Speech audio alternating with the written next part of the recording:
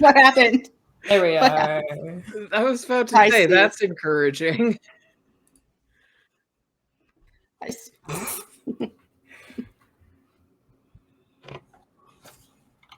There we go. Hi, everybody. Welcome. We're playing Jackalope Run, Jackalope Grit, a game I wrote and playtesting for the first time today. Now, don't like that, but hi, everybody. I'm Jellyfish Lines. My pronouns are he, him. I wear too many TTRPG hats in this space. I don't know what else is about me. Fun fact, I'm allergic to garlic. That's all you get about me today. Next up, I'm not looking at the stream. I'm just going to go with who I wrote down. You're up. Just sorry, we might have to redo that.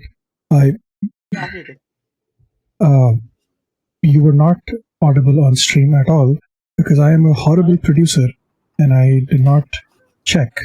So I am very sorry about that. Give me 1 second so I can fix this. Yeah, 1, 2, 3, 4. We can all just 5. Let's all just wave. Okay, now you should be audible on stream. Yes. Hello, everybody. Hello, Yeah. Can you hear me? Okay, I was about to go like Ouija board plant chat joke. Okay, everybody. Hi, I'm Jellyfish Lines. Today we're playing Jackalope Run, Jackalope Grit, a game I wrote, and then I am playtesting for the first time. I'm definitely not nervous and screaming inside. So, hi. Fun facts about me. I wear too many TTRPG hats. I will plug those at the end of this game. And, I don't know. I'm allergic to garlic, so that's all you get about me today so far. Lewis, you're up next. All right. I'm Lewis Wolf. I exist mostly in the audio drama podcast space, but I'm psyched to be here. And then also shout out my things at the end. Fun fact about me, I'm an artist. That's a fact. Cool. Steve. Hello, hi. I'm Steve, also known as Sassy Pants. I'm the guy that runs this shit. 90% of the time it's competent. Other 10% is just me fucking around. But out of that 10%, 5% of it is fucking around on purpose. Other 5% is because I don't know what I'm doing, even though I've been doing this for 2 years. As you can see, I am a clown ass face man today. This is my Halloween outfit. So and it's also flipped so that it would face the mic. Otherwise, it was looking like I was talking out of my ass, but the other way. And nobody wants to see that. So, yeah, that's me. I'll be playing Snowball. Totally did not have to wait for the name to pop up on stream to see what I was playing because I have 8 games this week and I forgot. But yeah, very excited to do that and vibe. That's me. Nice. Mark, you're up next. Oh, hey, everybody. It's the 40-year-old boy, Mark J. I am playing Zach, the Jackalope. Jackalope. Fun fact about me is where I get my plugs in right now. I'm a producer at Apocalyptic Unlimited. It's an all POC space where we do cool TTRPG things. And you can also check out my podcast, Nunshot with Mark J. Really cool stuff. I interview people of color about culture, race, in the TTRPG space. And that's me. Nice. Go listen and go watch them. Scribbles, you're up next. Hi, I'm Scribbles. I'm a Jackalope all trades artisan. Little pun there. I am not new to TTRPG spaces, but I'm new on the online TTRPG spaces. And fun fact about me, I'm allergic to pork. Mm-hmm. Rit. Very much Rit. I crave bacon. I love Sorry. crunchy meat concept. Gray, you're on. Yeah, hi, I'm Gray. My pronouns are they, them. I'm going to be playing Varnish, who is a very sad jackalope, as we all are in some capacity. I am not new to the TTRPG spaces online. However, I am new to AP's podcasting, etc. So don't have much to plug there at the end. but I'm around. Fun fact about me, I am allergic to cats following this allergy train. However, that does not stop me from loving and petting and kissing them. Aw. We love I the kitty cat. I totally forgot to mention I play Bramble. You're good. Yeah, no, I do play Tipper. That's rabbit backwards. Nice. Love that. And I play everything else that does not like these jackalopes. I play nature, which does not like little cute animals a lot, which leads us into our potential trigger warnings. Potential trigger warnings for this game is harm to animals, potentially hawks and other predators stalking our lopes, because we're playing as animals. That's a given, unfortunately, in this game. There's also concepts of grief, family death, issues of self-worth, and childhood abandonment. And before we start this game, we have donation incentives. All right. Steve, if you have a list of them, would you be kind enough to drop them in chat? $10 for his Cowboy Blues. A jackalope has to talk about a formative moment in their life. $15 is Rock in a Hard Place. A large rock, tumbleweed, or another human-made or natural-made issue pops up in a race path. They must roll run or grit to overcome it. At $20 or $25, Desert Highs and Desert Lows. Donor's choice. A jackalope can either lower or raise a stat by 1. And $50 is Dance with Death. A predator appears in the locale, and our lopes must outsmart it as they are no match for teeth, claws, and venom. There's also a secret incentive and scribbles. Would you like to introduce that incentive? Yes. So if you donate $75, you get $75 worth of credit from my online shop, which is shop.succulentscribbles.com. And that includes shipping fees and or custom. So if you want a custom Pokeball terrarium, that covers that too. Awesome. It's nice to meet everybody. And I hope you all enjoy. Now, let's get started, shall we? We open on the vast Sonoran Desert in the American Southwest, just outside the area of the Hasaka-il, which you all call home. The winds have changed not long ago, and the monsoon season is starting.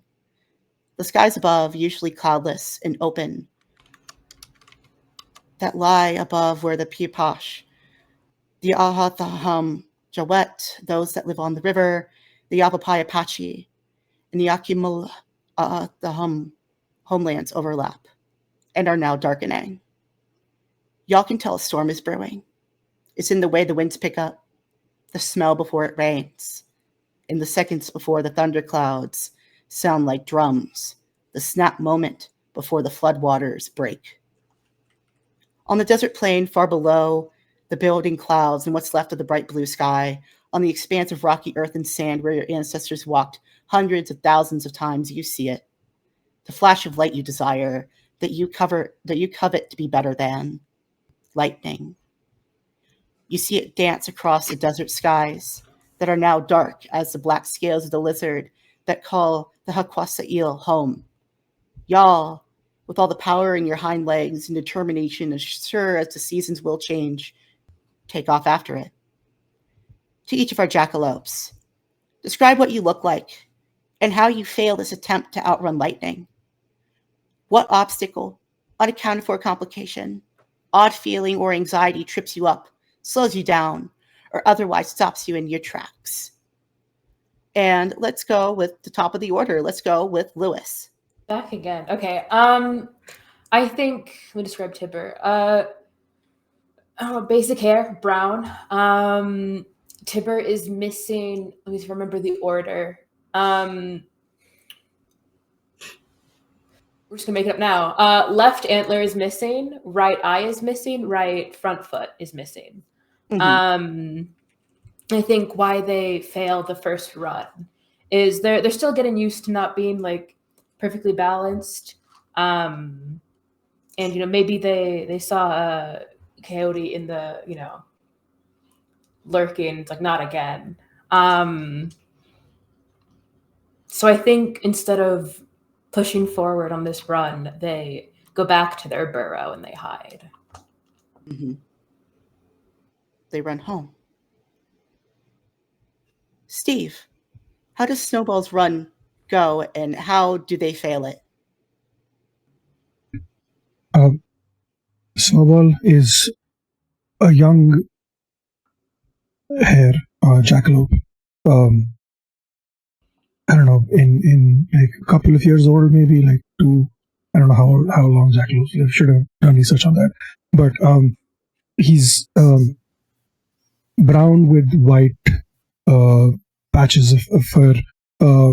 Both antlers each have about 2 points, and you can see where small knobs where a third is starting to grow. It hasn't really started yet. It's just very early stages. The reason why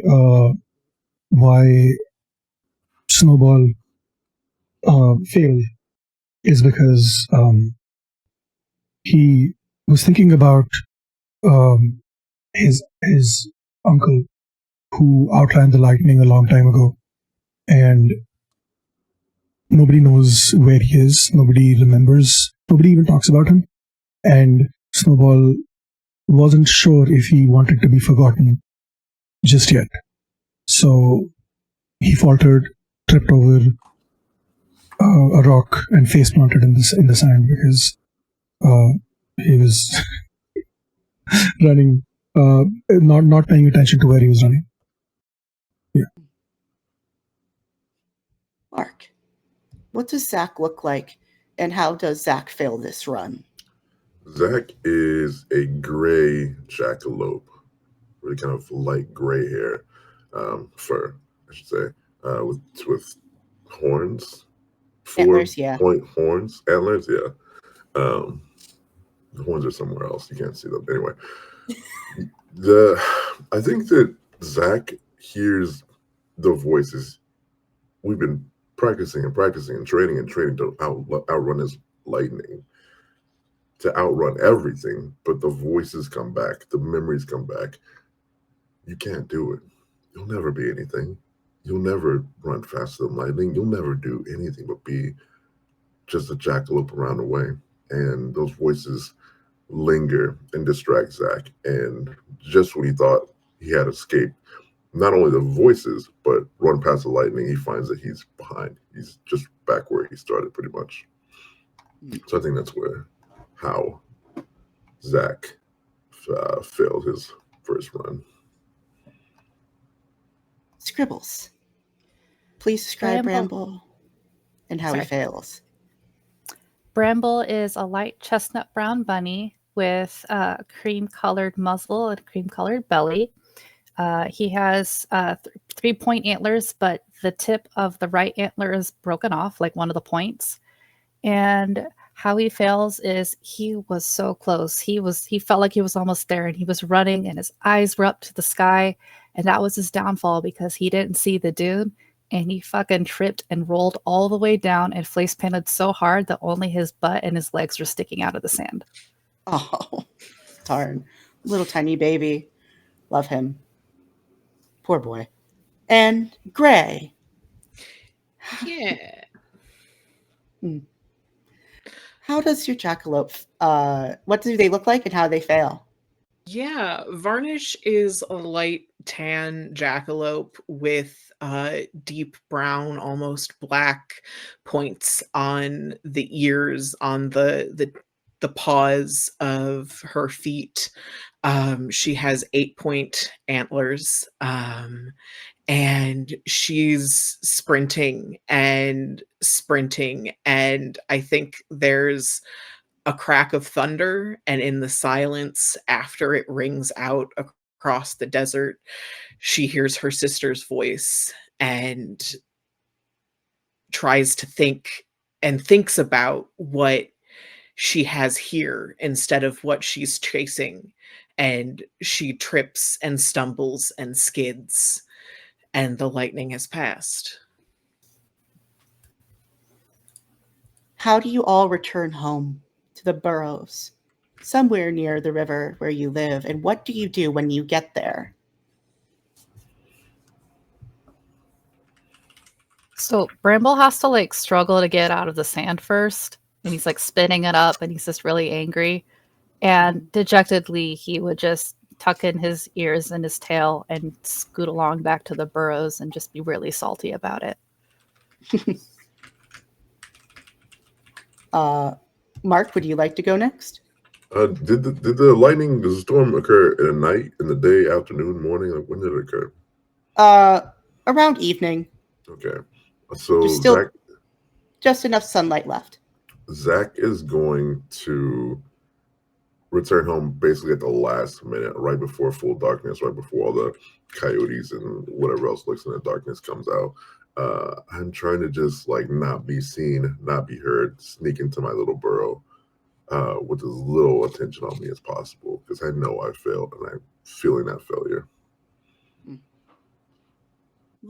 Lewis, how does Tipper return? So I think, Tipper cut their run short quite early. After the paranoia set in, like, oh, there's like the predator animals are gonna be out soon. So I think, he just runs back home. Like nothing happened. They're just gonna go back home. Maybe, like pop in, be like, oh, I'm back from my run, Buford. And then just go into their burrow hole, whatever. Buford just looks at you and follows you into like your little burrow and like plops down next to you. Mm-hmm, mm-hmm. Gray, how does Varnish return home? I think Varnish, I think it's one of those things where you kind of like run all the way and then you stop a little bit and then you're like, okay, I have to be casual about this. I have to be cool. I can't let my sister know that I was trying to run away. So I think it's like, right, sprinting back and then kind of just stopping, maybe 10 yards or whatever from the entrance to the burrow, and kind of like turning it all casual and cool and like, I totally wasn't doing anything weird. Don't worry about it. I'm normal. We're all normal here. I love that. I love it so much. Steve, how does Snowball return to the burrow? Snowball doesn't go straight home. After the lightning has passed, he walks, hops over to this small little cliffside, which is the point where he was standing when he saw his uncle run away, or like run past the lightning, and that is the point where he's standing, where he lost sight of him in the thunder, the lightning, and the storm, and he just sits there for a few minutes, watches the sun go down, and stays as long as he can before the fear takes over, and he's like, okay, yeah, time to get back. If you stay a little too long outside, you will start to see eyes watching you from a distance.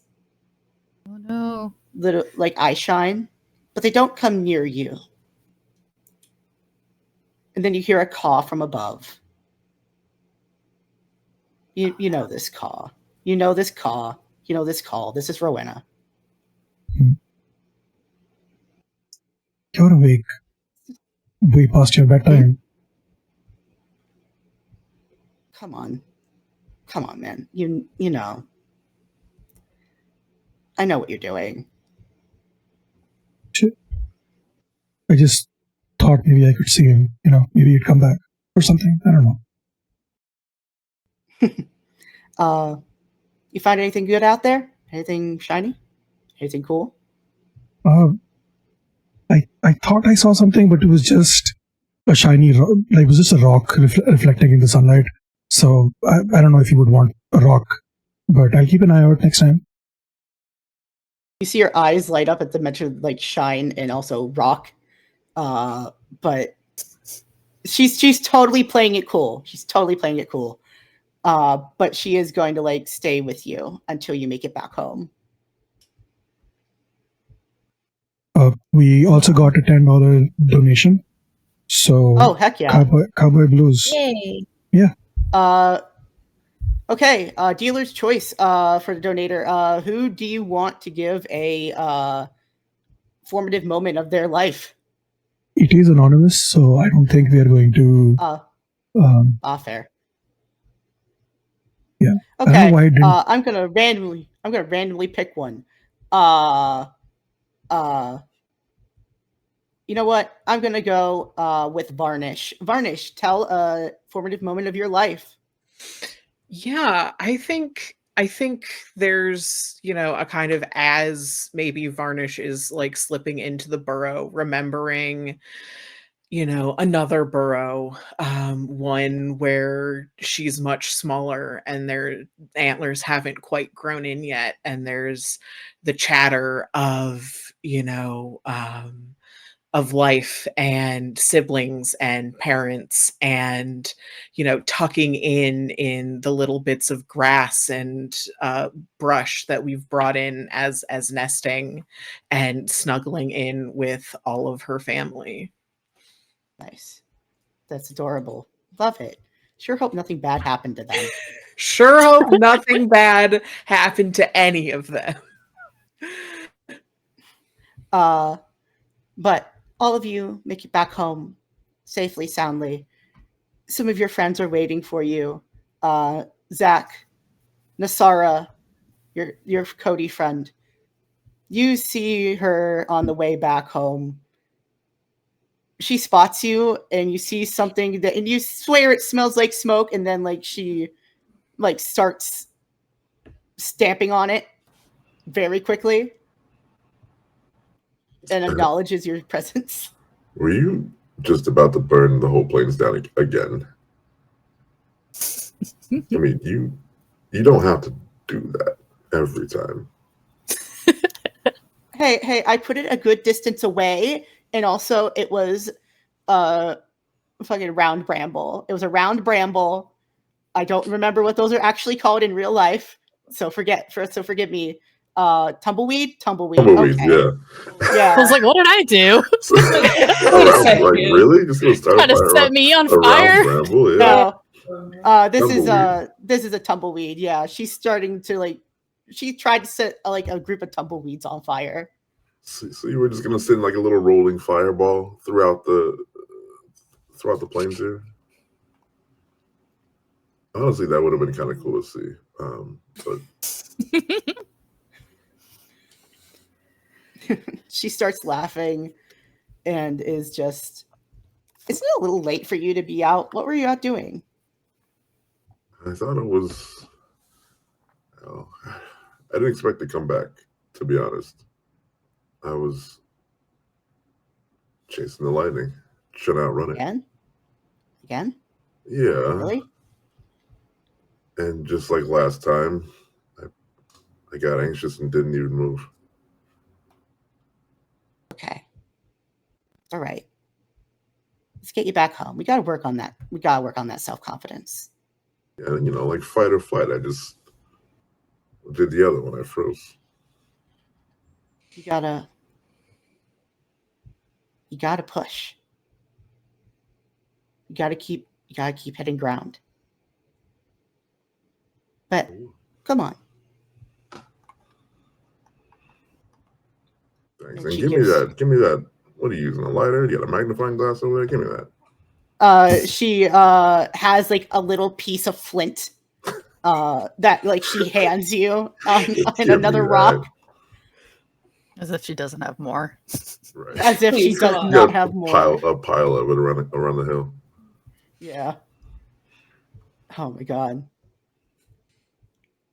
Nice. And Bramble, you are sneaking into home, and so is Varnish, and you spot each other. Definitely did not see each other faceplant. We were scared. Bramble's nose will twitch, and he'll just spit up a little bit more sand, and then wipe his mouth quickly as if he didn't do that. Pretend to groom a little bit, but trying to get rid of more sand. And then just look away awkwardly. Nice. Yeah, I think you have like you see Varnish and she just has like the wide kind of haunted eyes that she's trying desperately to be like, be chill, be chill. And I don't think it's working. I don't think it's working. So I think there's like this mutual moment of us both being like, we're playing it cool, we're playing it cool. cool. Yeah. No one else thinks we are playing it cool. Nope. No, absolutely not. And Tibber, Yeah. what are you doing in your den as you're probably talking to Buford, who's like just right next to you? You know, I think talking to Buford's a strong word. Talking at him? Talking at him, you know. There's all like, yeah, this run, it just wasn't the time, I think something was in retrograde, and I don't think that it was quite the time to do that. But maybe next storm, and then I'll be out of here. I'll be good. But not this time. There was the wind was going in the wrong direction. So You see him just turn his little head at you, then turns his head back. Like does like the little frog fix their legs to go to sleep thing and just settles in. They are sleeping right next to you. And Varnish, your sister is looking right at you. What were you Hi. doing? Running.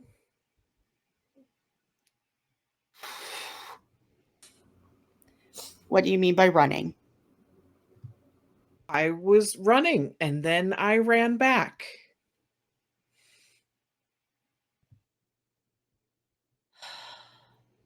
Come with me.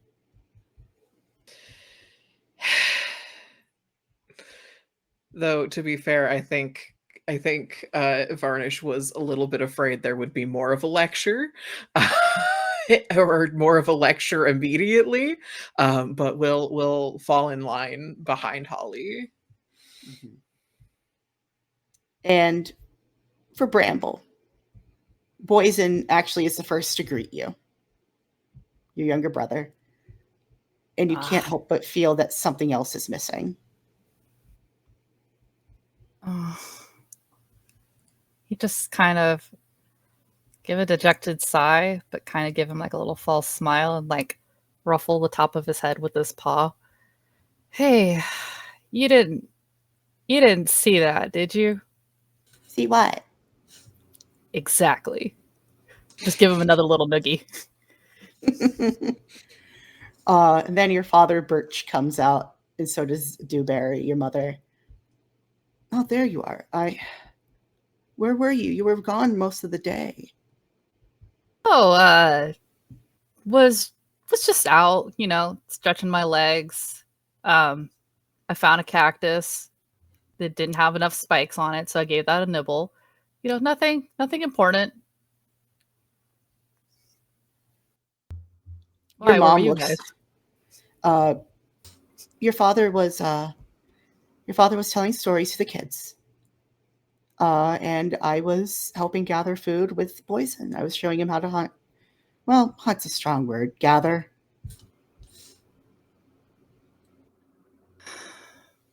Okay. I mean, stories are great.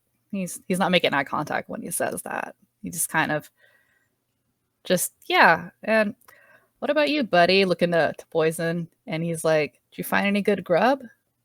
Mom show you everything?" Yeah, she did. I found some really cool like cactus, and we managed to get all of the spikes off of them, and then we can eat it. We can eat it like one big like flat plate. Oh, that's so good. I am so proud of you. You're doing so great. You're so useful for the group. What do you mean by that? And he's not looking at his dad when he says that because he instantly, it's like paw in the mouth kind of thing. And Yeah.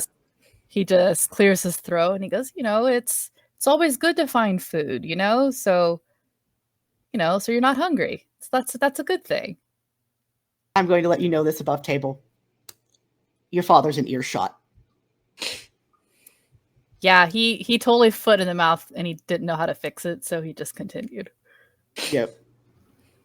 All He's just right. not making eye contact with his dad at all. Oof.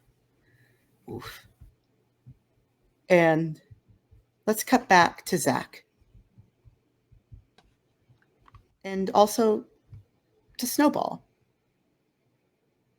You both arrive at the burrow around the same time you arrive at the entrance with your friends. And y'all definitely did see each other on the plane. Y'all just went like, cool. We're not acknowledging this at all. But what do you say when you see each other? Hey, Snowball, you're back too? Yeah, I was just out looking for shiny things for Ravina, Yeah, me too. Yeah, it's always just trying to make sure that I don't get something too shiny. We don't want any more fires around here, do we? I mean, I don't. No, not for me. You see Nosara. You hear the scrape of flint on a rock, and also you see Rowena behind you, and they're both she's looking very intently at these sparks.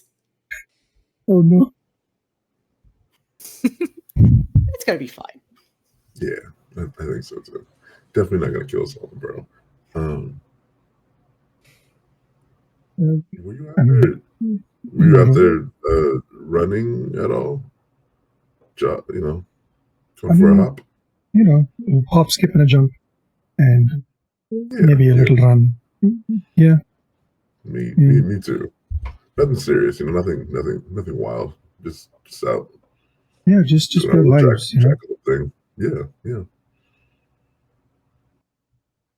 It's a lot easier to. Sorry, go ahead. It's a lot easier to look for rocks right as the sun's about to set, because the way that the sunlight lands on the rocks and that the slight slant and the flashing light, it's just the shine. And Snowball is talking out of his ass. He has no idea what any of that means. But yeah. It's giving very cis male conversation of we are not going to talk about the thing that's we need to talk about. Christ. Hey, sports. Yeah. That game. I love sports ball. Go team, go win. You hear this ball. You hear Nosara and you hear Rowena going yeah, they were definitely running. They were definitely trying to outrun lightning. 100%. Shut up. What are you talking about? No, I would never. Do you want me to find more shiny rocks for you or no? Yeah, get those rocks. Yeah, those rocks. Hey. Love those rocks. We should make the rocks into some kind of competitive game. Oh yeah, sort. maybe we make two markings away from us, and we try to kick the rock as far away as we can. But maybe there's another person who's trying to block the rock, but that might hurt. But we can figure out logistics later. Yeah, and then if it goes between those two lines, then we score a point. Yeah, that would be really cool. Yeah, that would be amazing. Yeah, we could just do that instead of talking about our feelings and stuff. Jesus Christ. I wonder. I did see some of the other jackalopes out there though. Kind of curious how they're doing too. If they want to join us for the rocks thing. Yeah, just. Yeah, I think it would be fun. Mm-hmm. Y'all going to bed? Yeah, I definitely think so. Yeah, probably. It's pretty late. All right. Sure, I'd stay up till 4 a.m. and then wake up tired and then what does that get any of us, right? Rinse, repeat. It's sure we are free and we have lives, but what really is it to be a free jackalope, right? Anyway, before I give myself an existential crisis, I don't think we could have those. Jesus Christ. Okay. I think Bramble would. Oh, sorry. I think Sorry, he I would need to like. Sorry. I think Bramble would like go to like his father's part of the den to like attempt an apology, but then stop himself and head back to bed. Very And sad. just not really sleep very well. Very sad. I love it. Now, the next morning, the sun dawns. You hear the general waking of the warren of the burrows. And would anyone like to take a move or do an action? And if so, what are you doing? Because you do have chores that you have to do. Bramble is doing everything. He is making the burrow a little bit bigger. He's working his butt off. He's doing hard work stuff that should be the work of like 2 bunnies, but he's like overexerting himself and doing it, gathering up whatever cactus or fruit or like whatever vegetation's out there and just doing it unrequested, but just doing it for everybody, not just his wearing, but everybody else's. And of course he's bitching about it, but he's doing it. You see Granny Oasis like sitting somewhere outside of the burrow as you're like gathering food, and she just like gives like a little wave and a little head nod and goes about rummaging for her own food and for her little pard. It's very cute. She would actually get a warm smile from him before he sees other bunnies noticing, and then he drops a smile. Nice. What's in front of my grandma? Nice. I love that. What's Varnish doing? I mean, I think Varnish is slacking off a little bit, but like not in the way of like I'm purposely begging off or like ditching my chores. It's just sort of like the, going to gather something and taking the long way around and kind of getting lost in her thoughts and just taking way too long to do everything that she's supposed to be doing, so she's kind of like 3 or 4 tasks behind. Okay, I'm gonna make a call here. That sounds like Stop and Smell the Roses. Yes, that sounds like it. So I look here. 3d6 plus 4. 14. Oh no, not like that, No. not like that. Oh, never mind. It's okay, don't worry. It's okay. You just take an action. You just take an action. Okay. Yeah, and then it raises or stat. lowers your. Yeah. Yeah, that's it. You're good. Cool. Gotcha. You're okay. You can just do the action whenever you want. Okay. Well, if the roll counted, I was so good at smelling those roses. You so smelled good at those it. roses. I smelled those So roses so good. Yes. Yeah. What is your current score at now? My run is now at 3. Okay, your run's at 3. Perfect. Yeah. Now, who wants to argue that they'd be working together? Because if not, I will put you together. Bramble's not willing to be around others. No. Not willingly. Tibber, Zach, and also Snowball. Mm-hmm. You are on guard duty. You are to walk in shifts and make sure that there are no nearby predators. And if there is, you scream as loud as you can. Mm-hmm. What do you do during this time period? Are you slacking off? Are you doing anything else while you're doing this? I think I don't think Tibber slacks off necessarily because they make sure to pull their own weight. But I think, once there's a lull, they're like, hey, so I heard through the borough that you guys are making a league for games, like, with rocks. Sports league? What is sports? It sounds like something I want to dedicate my whole life to. Yeah, I think it's a good what is a career,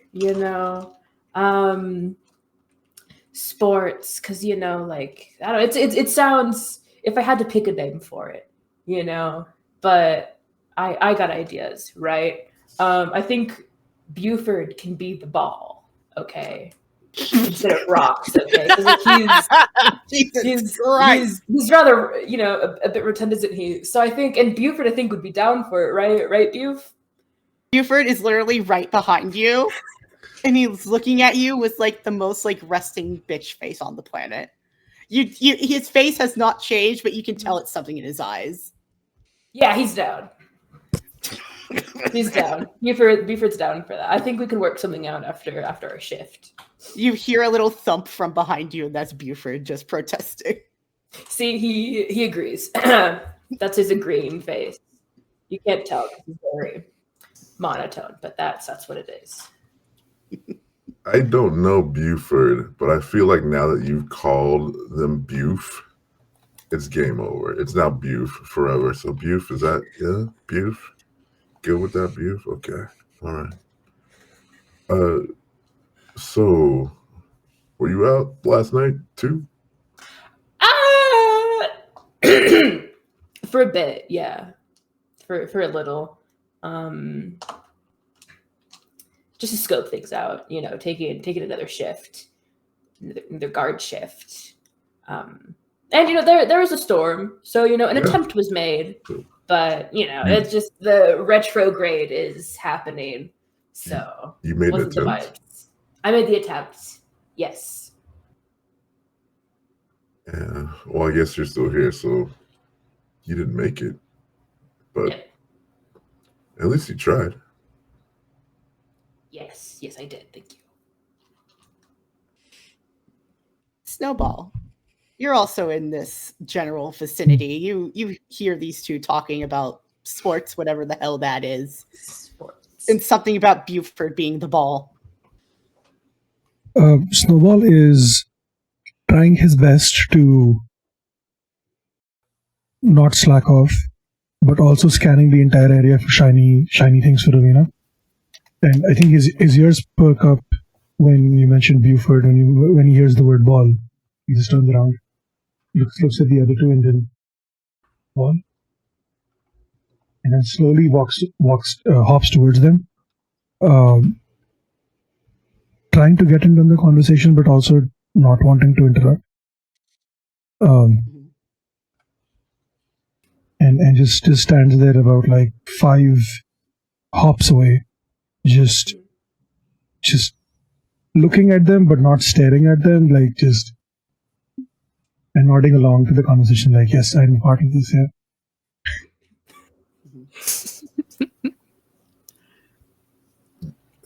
Snowball, Tibber went for it last night.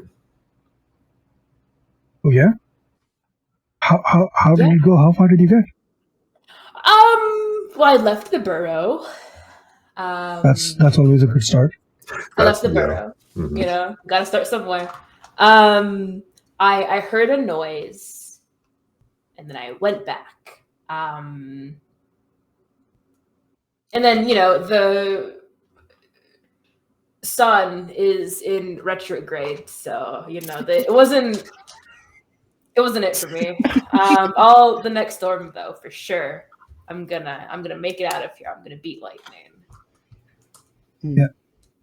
Have I was thinking about this the other day. Mm-hmm. What is on the other side? What is this? What makes us want to run so fast? What do we get there? Our families are here. We have lives here. We have friends here. What is it on the other side of the lightning what do we hope to achieve? Like, I was thinking about it last night. I couldn't sleep, and I don't know. Like, sure, it's fun to run it. It's fun to be part of something bigger than yourself. But then, when you do it, then what?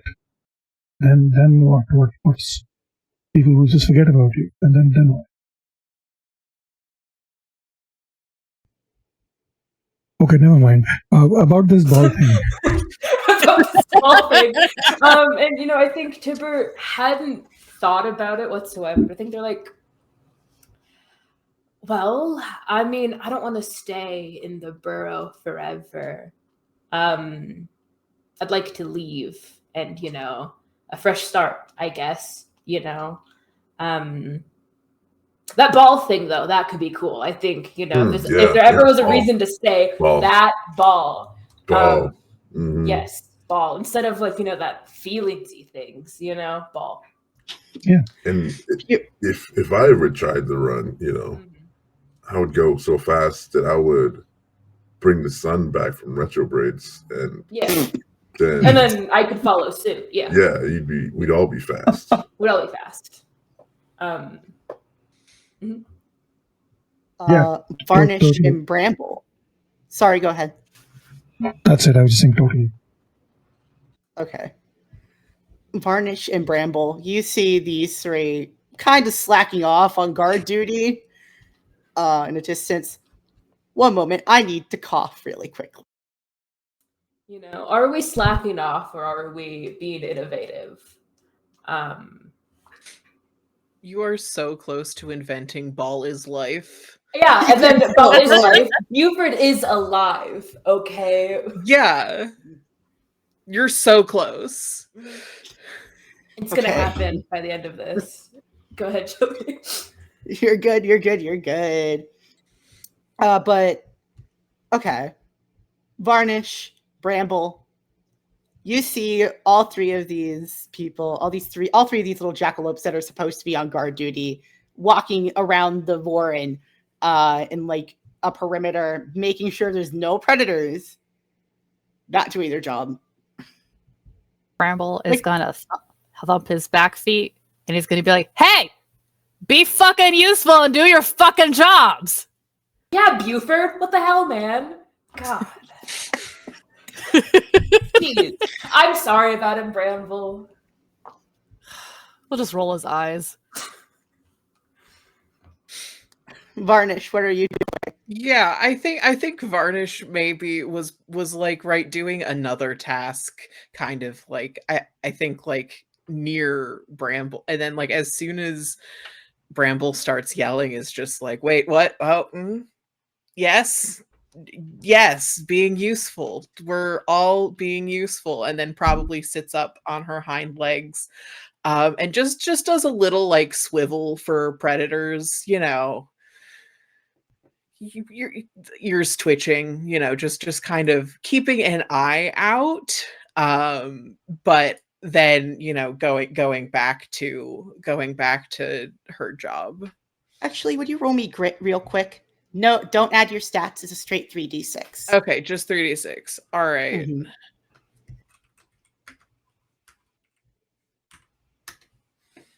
9. All right. So 9 through 13, you do it, but there is either one major complication or two minor complications. Player's choice. And I will tell you what these are. If a complication is a condition, try to embody that condition.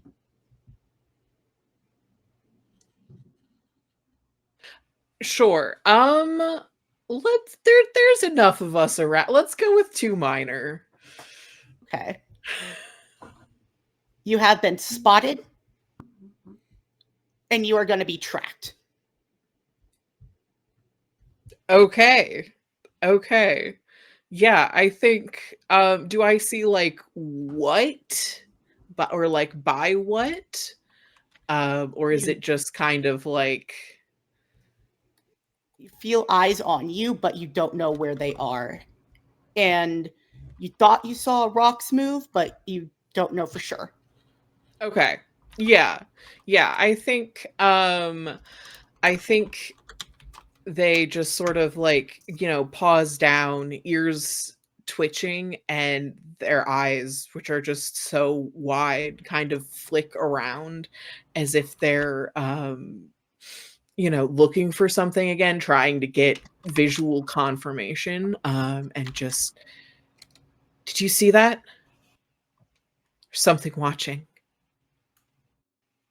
Bramble's gonna tense, and then he's gonna also get up on his hind legs to like look around too. And sniff the air to see if he can sniff anything. Roll me run. Straight D6. Straight 3D6. 10. All right. You do it. One major complication or minor or two minor? Fuck me up, Daddy. Let's do one major. Sorry, I shouldn't call you that. You're okay. It's funny. You can't smell anything. All you can smell is a gathering storm. Anything that storm is hiding, you cannot smell it. Sure it's not in your head? Did you even see anything out there? I don't smell anything. There's something. There's something out there. There always is. He'll squint at her. Y'all doing your jobs yet? To the others. I don't know why you even have me on guard duty, okay? Everybody's got to play their part on the fucking burrow. Okay, and I think maybe you'd want a guard that can,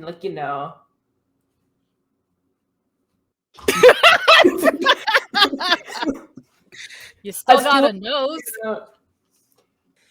Yeah, I don't smell anything, so... Whoever put you on guard duty was fucking dumb. You're fucking useless. That's what I'm saying. Don't say that. Don't say that. No. Am I wrong? Tipper has lots of great qualities, right? Right, Tipper? I think so. He talks to a frog that doesn't talk back. That Hey, guys he wanna can kick talk. around. Buford, come on. Back me up, bud. He thumps. Buf. No.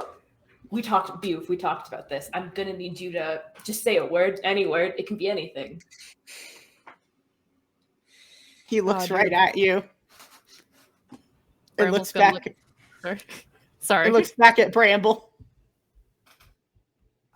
God, you're just embarrassing yourself now. Shouldn't have said he could be the ball.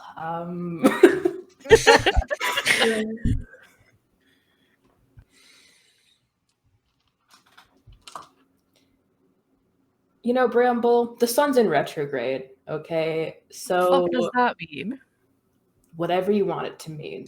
But to me, it means you should maybe get that stick out of your ass, okay?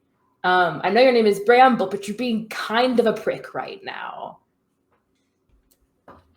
It's apt. Just saying.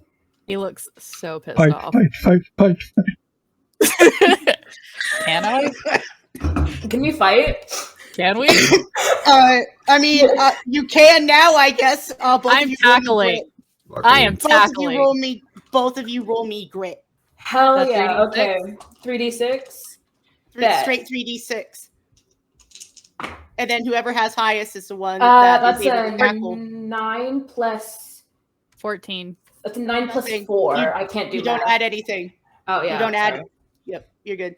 You don't add your stat. You just take the straight 3d6. Yeah. Cool. So I'm just trying to. 14. Oh fuck. I don't know whose voice that was. Real quick. That was Bramble. I'm trying to do math. Okay. Hang on. I You're should good. not have rolled this physically. I got 13. Okay, 14 versus 13. That is the same level of success. Well, no, it's not. Okay.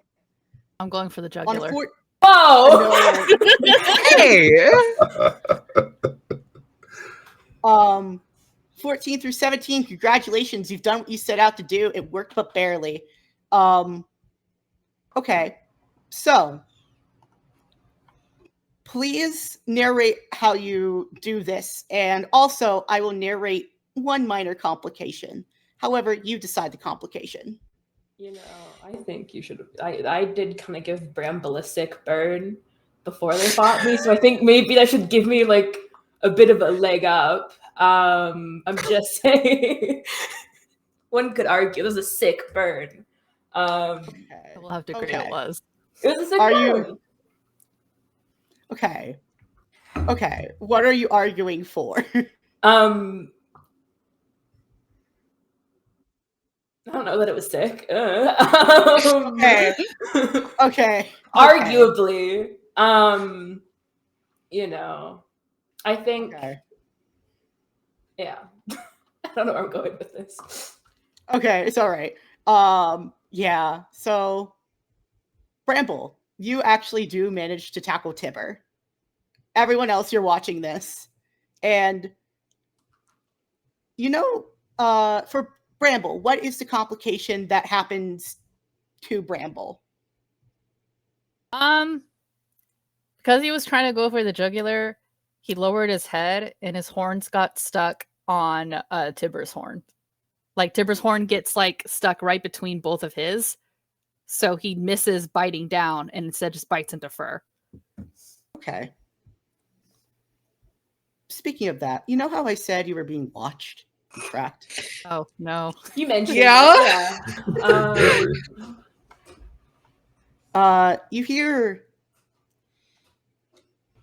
You all hear a couple of voices away, of a little bit of distance, but you can hear it, and you can hear the telltale rattle. You can tell that there's a rattlesnake nearby. I think Varnish is going to freeze. And I think just dash off in a way that is hopefully safe. But eyes go wide, body goes tense, and then just Will you roll run? sprints off. Yeah. Because you are still. That was being watched. Yeah. Yeah. All right, that was a 14. You have 14? Amazing. Yes. It's wonderful. Love that. Okay. You've done what you've needed to do. It worked, but barely. What is the minor complication that happens to Tibber? I think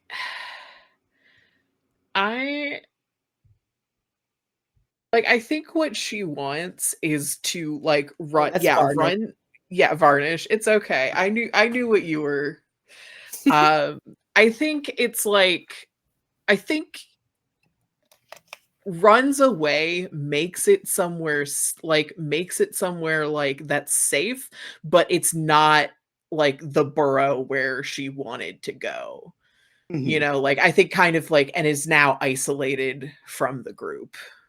You are in a rock crevice, in a rock face. Yeah. You are safe.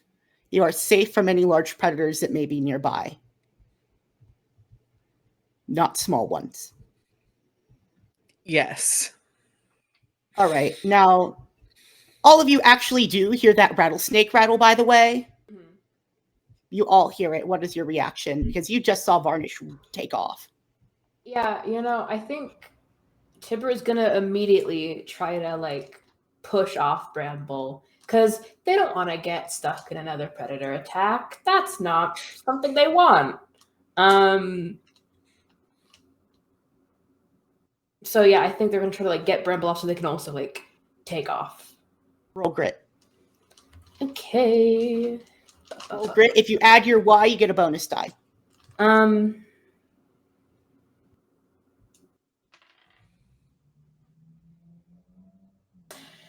I don't think this time it makes sense. Okay, that's gonna be another 13. Cool. Amazing. Let me look at it. You do it. One major complication or two minor complications?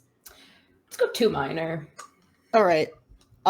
You are scared and you are vulnerable.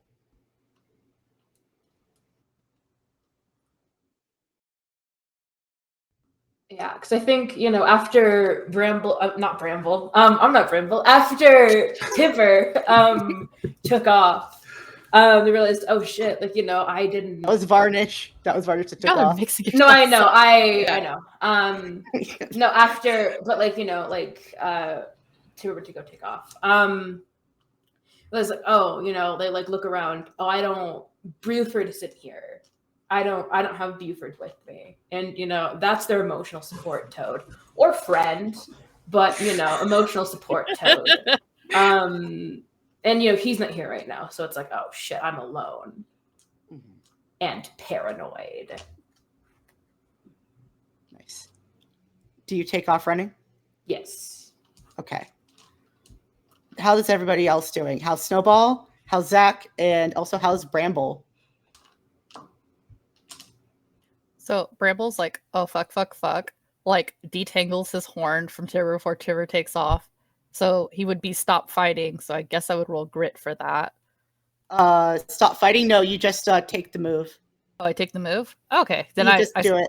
Gotcha. Then I stopped fighting. I look towards the source of the rattle.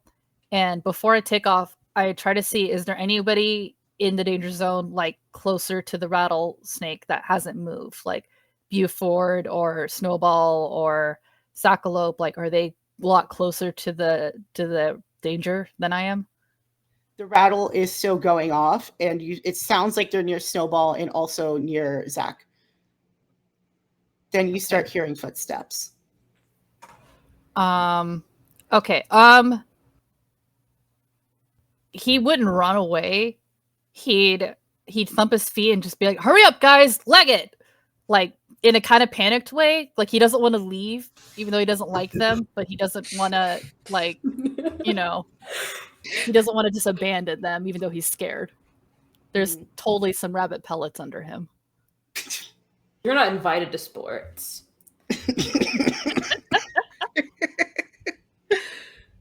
Oh my god. But yeah, for Snowball and for Zach, how are you doing? And what do you do when you start hearing this rattle and you hear Bramble say to book it?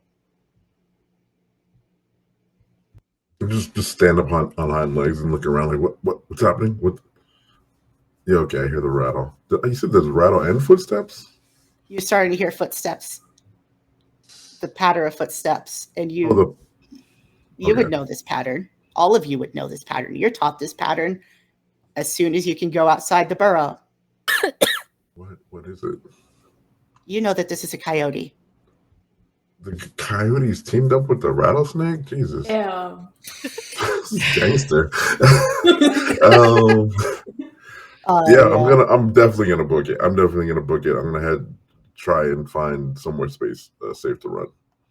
Mm-hmm. And as for Steve, what is Snowball doing? Snowball is gonna try to whistle for Ravina to get her help to grab Ball. Fuck, I forgot his name. Grab the frog. Snowball. No, the frog. Grab frog, the frog. Buford, yeah. Buford to get him to safety while Snowball himself runs away. Because I don't know if he can carry the frog in his hands while running. Not on all fours, right? So that, unless he puts it on his back, which then the frog might fly off. It's like, yeah.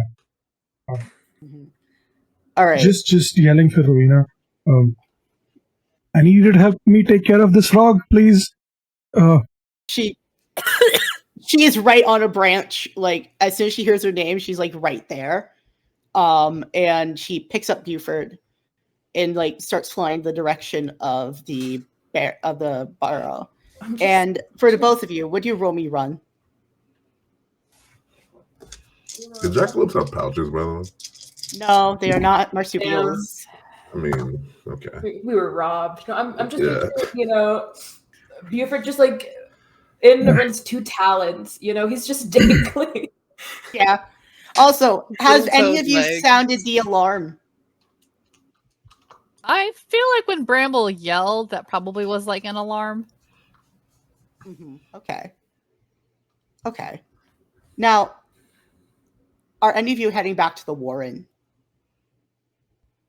Depends. Is the danger between us and the Warren or outside of it? Outside of it, it's danger, you, Warren. If we run back, will it lead the coyotes to our home? That's what I was thinking. Probably, but also it's your best bet to get away from them because coyotes are very large and they cannot get into burrows. Okay. Yeah. Just gonna run away while yelling obscenities at the coyotes. Fucking shitheads, absolute pieces of shit, morons. Shit. So Fuck you. seeing them run, Bramble would then start running. Yeah, you too, shithead. If you would pay attention to the surroundings and not fight with your fellow jackalopes, maybe you wouldn't be in this situation. It's your fucking job to guard and look out for things. You were the one yelling and Fuck distracting off. us. Shut the fuck up. At least I did my job. What was your job? To distract us? Are you working with the I hope they eat your face first. I hope they eat your legs first. I was gonna say something else. You tell him, Snowball. If I didn't have legs, I could still outrun you. Okay, whoa. No, he was saying to Snowball. Oh man, how's everybody doing? Do you want to call break right now while you're running back home? Some of you are running back home, and some of you are like viewing this and are going like, "Huh." Such as Varnish, and also I think Tibber is hiding somewhere else. All right. Steve, how far are we in, and are we able to call break? We have another 2.5 hours. So like, do what you do, however you want to play it. I'm good. Okay. I was just talking about like how long we've been live, and also like. We've only been live for like an hour, so. Okay, I can keep going. Yeah. I can keep going. Okay. So, as all of you are either running home or found somewhere safe, you start seeing it in the distance. A monsoon. It's building, and you know that this might be your chance. The question is, how are you going to get these predators away from your home? Oh, we could run into the lightning, right? Take them, make them follow us, and Good. might not work, but it is the only plan we have. Or we just stay holed up in our burrows for like the next week or so till the coyotes give up. I don't know if they're going to give up. So.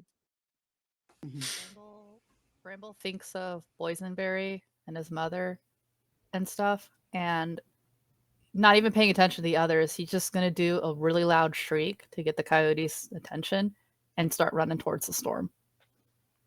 So even if he can't outrun it, at least he can save his family. Metal. I love you guys. Are you guys following?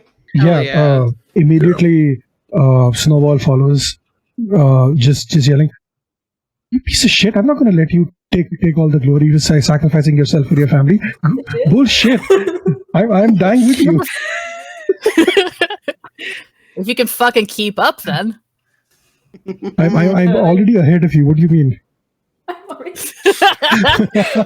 And then, like, Bramble is just like huffing because he's trying to run faster, and he just mumbles under his breath, "How the fuck is that little tiny shit so fast?" And also for Varnish and Tibber, are you also following? Yeah, I would say so. Yeah, I think so. Right, like I think cutting away and to avoid the rattlesnake specifically. But yeah, running out into the open desert as, the clouds start to roll in. Now, how do all of you try to get this coyote off your tails? If it is particularly clever, I will grant you a bonus die. And let's hear it. Bramble's gonna ride a dune. He's gonna run up to the top and then slide down because he can do that with his tiny size. He doesn't think like a coyote will do that gracefully, and they'll probably trip up. Anyone else? I think, after the first time Tibber got attacked by a coyote, that they like lost their eye in their antler. Him and Buford, they practice things, defensive maneuvers, right? And realizing that Buford is now effectively like in the air, right, being carried by Rowena. I think Tibber's gonna shout, defensive maneuver 3. And you know what? Buford knows what that means. What that means, that's up to you, Jelly. But I think we do have a toad bomb, if you will. Okay. Yes. Like cannonball. He can be the ball. Thank you. That's what I have. Be the ball. Be the ball, Buford. Ball is life. Ball is life. One way to lose a friend.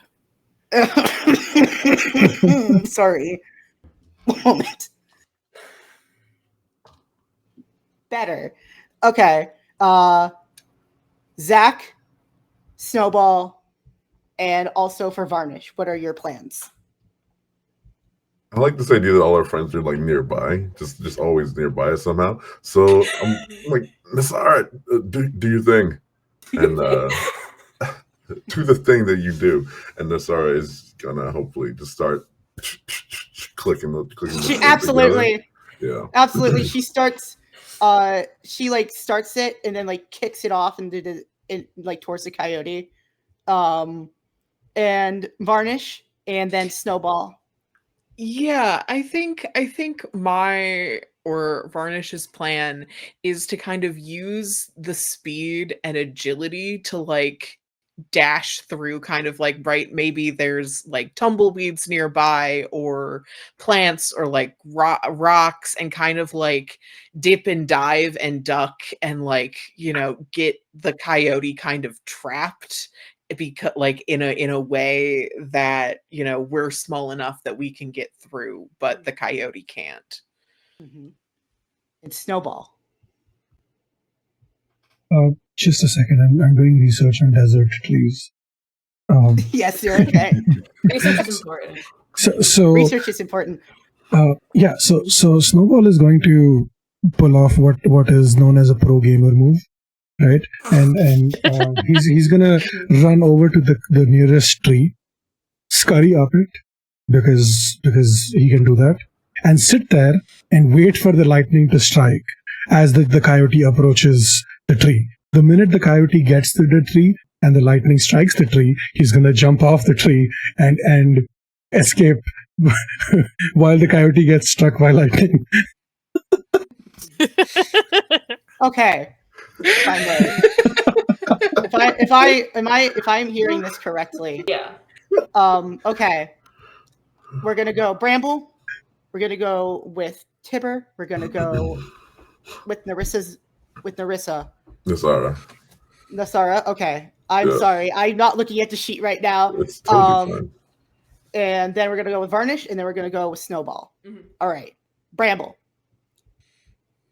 Please roll run with a bonus die. Okay, hold on. Where is the group? Okay, so 4d6. Oh. 13. Ooh. Okay. 13. That is okay. You can pick one major or two minor complications. I don't want you to fuck me up. Let's do 2 minor. Okay. So they're able to get down the dune, so they're still keeping pace with you. And you can definitely see that there's a hawk nearby. Cute rabbit chocolate. All right. Continuing on. Now, Zach. Nasara is already setting off and already pushing down these like very large and very much on fire like tumbleweeds. Yeah. They are going across desert sands and desert at like speeds, and they're starting to clump. Because that's what tumbleweeds do. They clump together. Sure. Highly flammable clumps of tumbleweeds. This is one massive. Great Yes. balls of fire. I love it. Yes. Roll 8d6. Roll like your 4d6 because you're all working together, so you all get a bonus die. Ooh, that's pretty good. What is Total it? is 20. All right, you do it. Describe it. Yeah. Hell yeah. Nice. Let's go. How do you pull it off without a hitch? Oh, geez. I'm gonna say that the tumbleweeds all clump together and they're on fire, and it's like a real like cool timing thing where it's like doing a little bounce the tumbleweeds do, but Zach like runs like underneath one with a perfect timing as it's like bouncing overhead, and the coyote gets like spooked or something, I guess. It does move out of the way. It does get singed, however, on the shoulder. So part of this coyote is now burned. Yeah. Now, Tibber, Yes. defensive maneuver number 3. Yeah. Let's do So, okay. Now, what I think Okay. defensive maneuver 3 is, Okay. is, right now,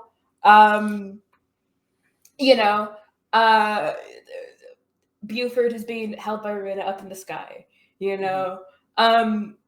Tibber's one antler that he has, it sort of has like the 3 prongs, right? It's almost, like roundish, it's like kind of spoon adjacent, right? So how I think this goes is yes. Rowena is gonna drop Buford, aim for the horn so that Tibber can then trebuchet Buford at the coyote. Oh my beat god. him in the face, okay? And then, ideally, maybe if I succeed at this, Rowena scoops back up Buford. They keep running. Defensive maneuver number 3. Okay. Roll grit. And I would Have your- argue, Yes. okay, like yes, the 4. I would also argue, Yes. an extra bonus dice on. Are you using your Y? this. Yes, because my Y is prove others wrong. And, Bramble earlier called, Tibber useless. And they're like, no, okay, not on my watch. Okay, not this time. And, they failed the run earlier because they were afraid. But now they're afraid, and they're going to beam this coyote in the face with Buford. He's going to be the ball. That is my argument. Okay. Roll grit with the 2 bonus die. Yes, 5 dice, baby. Got this. 5d6, baby. Yeah, I need to make sure I 5d6. use the dice. If the duck dice rolls bad, it's game over. Sad. Okay. Yeah. Okay, math. Fuck. Me too. Hang on. Hold, please. You're good. Jelly, is that Tibber's horn in your hands? No, unfortunately not. This is a deer. Okay, it's gonna be plus 3, 13 plus 3.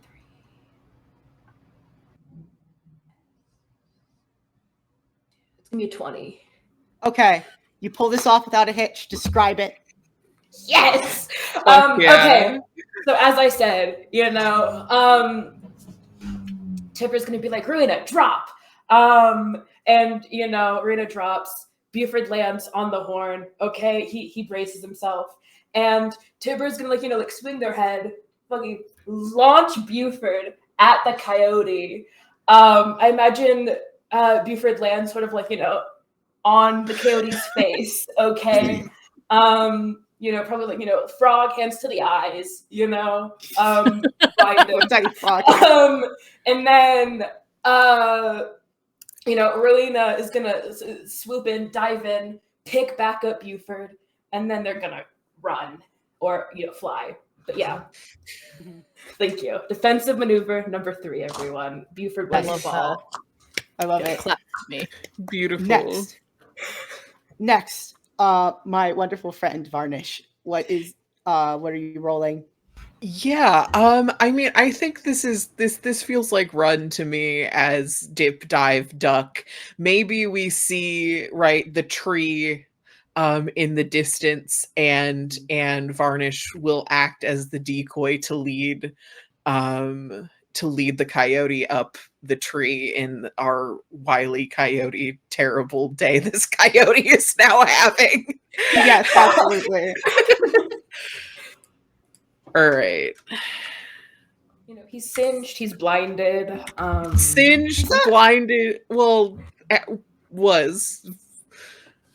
Buford is now out of the eyes. It did slow So him down. he went for a jab, you know. It's frog eyes. Yeah. Yeah. Everyone knows that if a frog jabs your eyes, you're gonna have. Game fucking over, dude. Okay. Yeah, and he started That's hallucinating too. So. 16. It's probably like Huh? frog juice in his eyes. Oh, yeah, that yeah, frog texture. He's totally blinded. 16. Okay. 16. Okay. So your plan. Congratulations. You've done what you set out to do. It worked, but barely. Okay. Please remind me of your plan, which is your decoy plan, the duck and dive. Okay. Yeah. And I'm sure there's some, flaming tumbleweeds that we're going through. Okay. There's actually a bramble patch as you near this perfect. tree. It's me. How do you get? Okay, I get it, Bramble. I love you so much. There is a bramble patch, right leading to this tree. And how do you get around this? How do you solve this problem? I think it's right. I think they go. Yeah, I think it's try sprint around. Like how is it? How wide? It's around like one part of the tree, around 3/4 of this tree. Okay. Could I maybe, I think run fast and then try to do a beautiful bunny leap over the bramble patch. You can. Hell yeah. And because you had that roll before, you already get it. So you do it. Fuck yeah. Beautiful. However, let me see if I wrote anything else. Would you also like one minor complication because you can decide on it? Sure. Why not? Okay. You decide on what it is.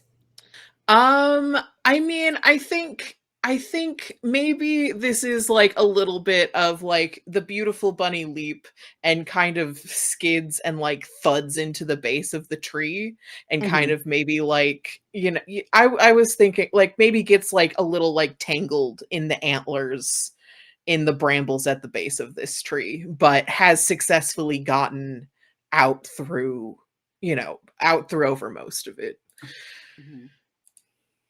Nice. And Snowball. Let's do the plan. What are you rolling with, and are you using your Y? Rolling with run, and I don't think I'm using my Y because it doesn't fit here. 46. That's 3d6. You got it. You're gonna get it. I 12. fingers crossed for you. It's a 12. Okay, 12. Do I add run to this or no? No, you don't. Okay. It's 12. 9 through 13. You do it, but there is either one major complication or two minor complications. You pick either one major or two minor, and I will tell you what they are. I'll take the major complication. Fuck it. Let's do it. You got this. Okay.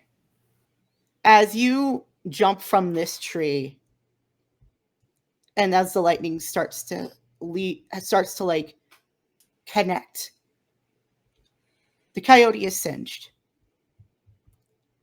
You are going to hurt yourself. you're probably going to hurt your leg. If you decide it is broken or just sprained, that is up to you. Damn. Yeah.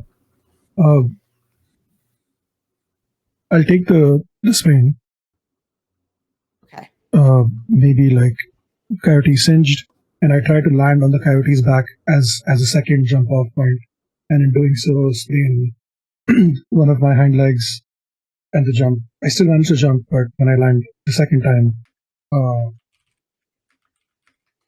basically rolls over and face plants again, but not in the fun way this time. All right. Coyote is gone. The coyote is alive, but it's running off into the distance. It did not like that. It did not like that at all. Yeah, that guy. No. Ow. But fuck him. Toaded and Toaded.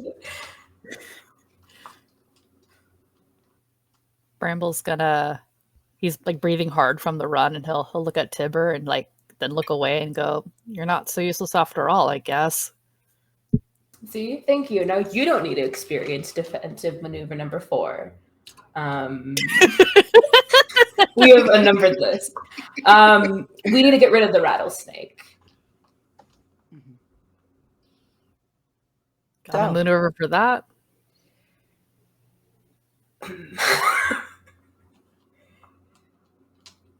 Yeah, that's what I thought. Did we see a hawk? Can we convince the fucking coyotes teamed up with the rattlesnakes, right? Why can't we team up with the hawks to take out the rattlesnake? What do you have to offer? The rattlesnake, take it. It's yours. Food. Yeah, That's true. You can have that guy, you know. We have Sybil's friend Raina. They can be a bird delegate, and do the better convincing. Okay, be like, yeah, okay, we can team up. You don't take us, right? You get the rattlesnake. Not this time. Okay, just take the rattlesnake, and leave us alone. Okay. You hear something land on the branches behind you and above you. It's not Rowena. It's far too heavy to be Rowena. And you hear, "No, I heard y'all little lopes." Whoa. Only we can say that. Yeah, call him out.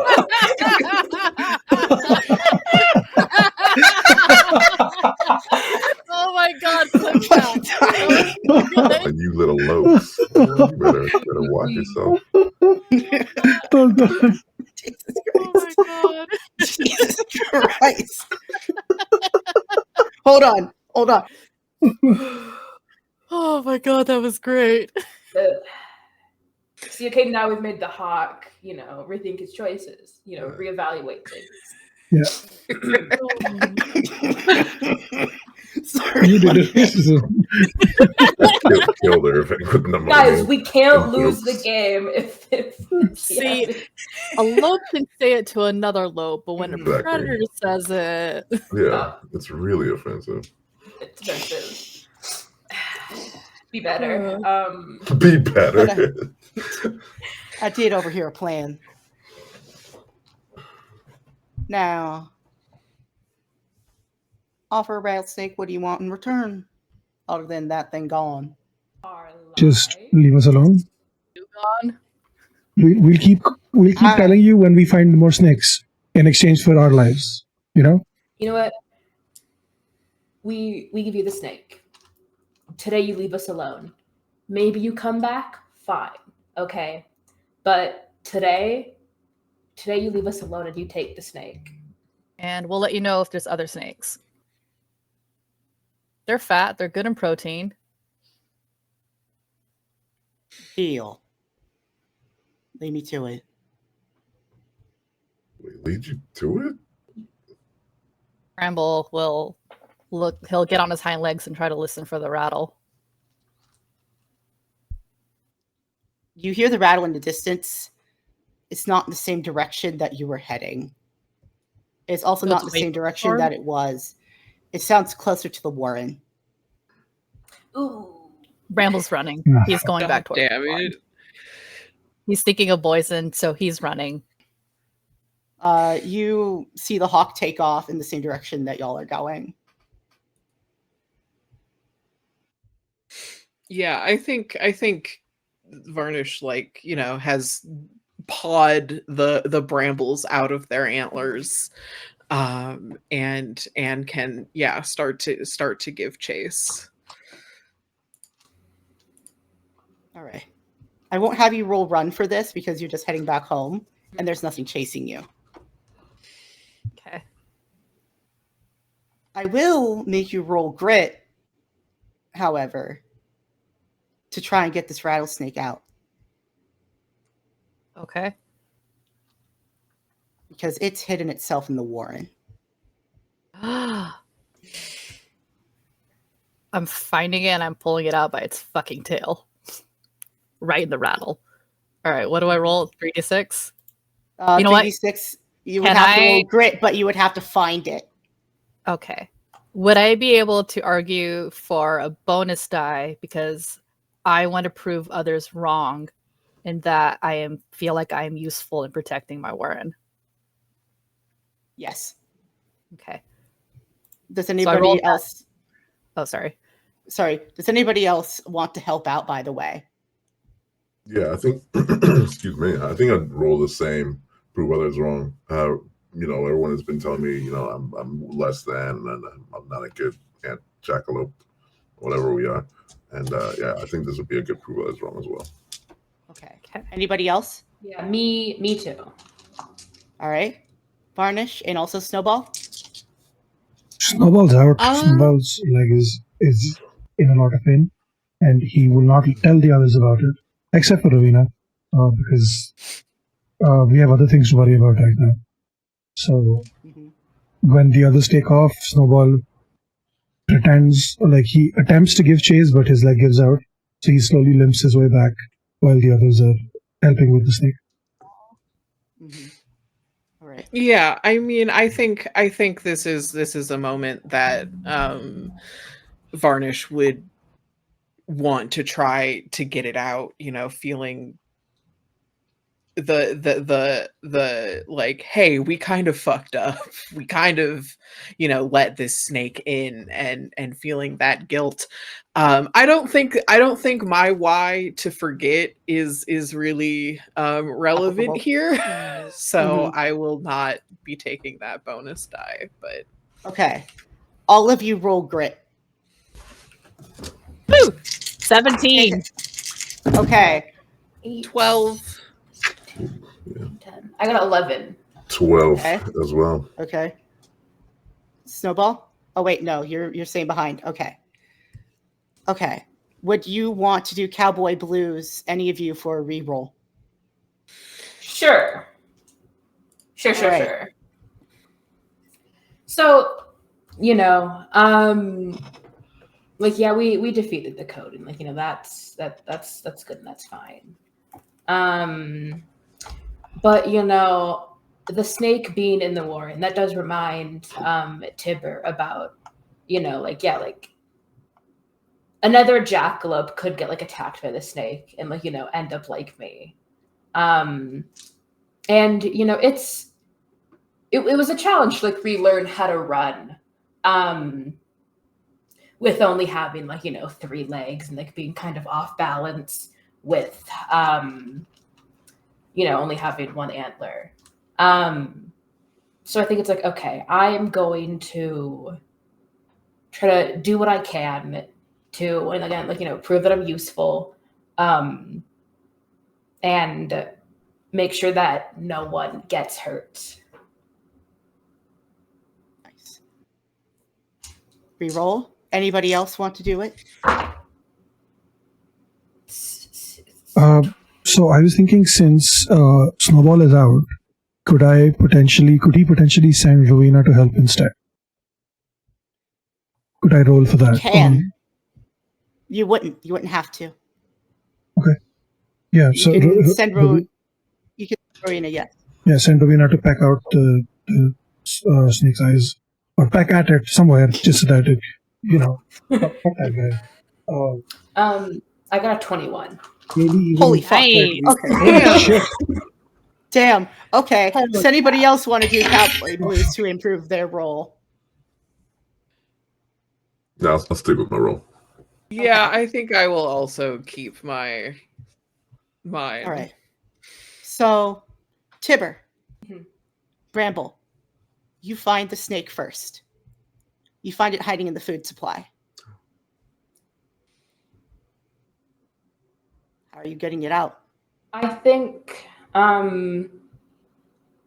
Bramble is going to okay, tactical decision, right? If did I say Tibber or Bramble? I think I meant Tibber. You're good. It's fine. Tibber. Bramble. We're all Bramble. Tactical decision. If Bramble's going to go for the tail, right? Tibber is going to I think so, just body slam, I guess, onto not exactly the head, but enough so the snake can't Go backwards. move their head and back turn and around. bite us. Okay, Mhm. so that we can then get it out. Mhm. Okay.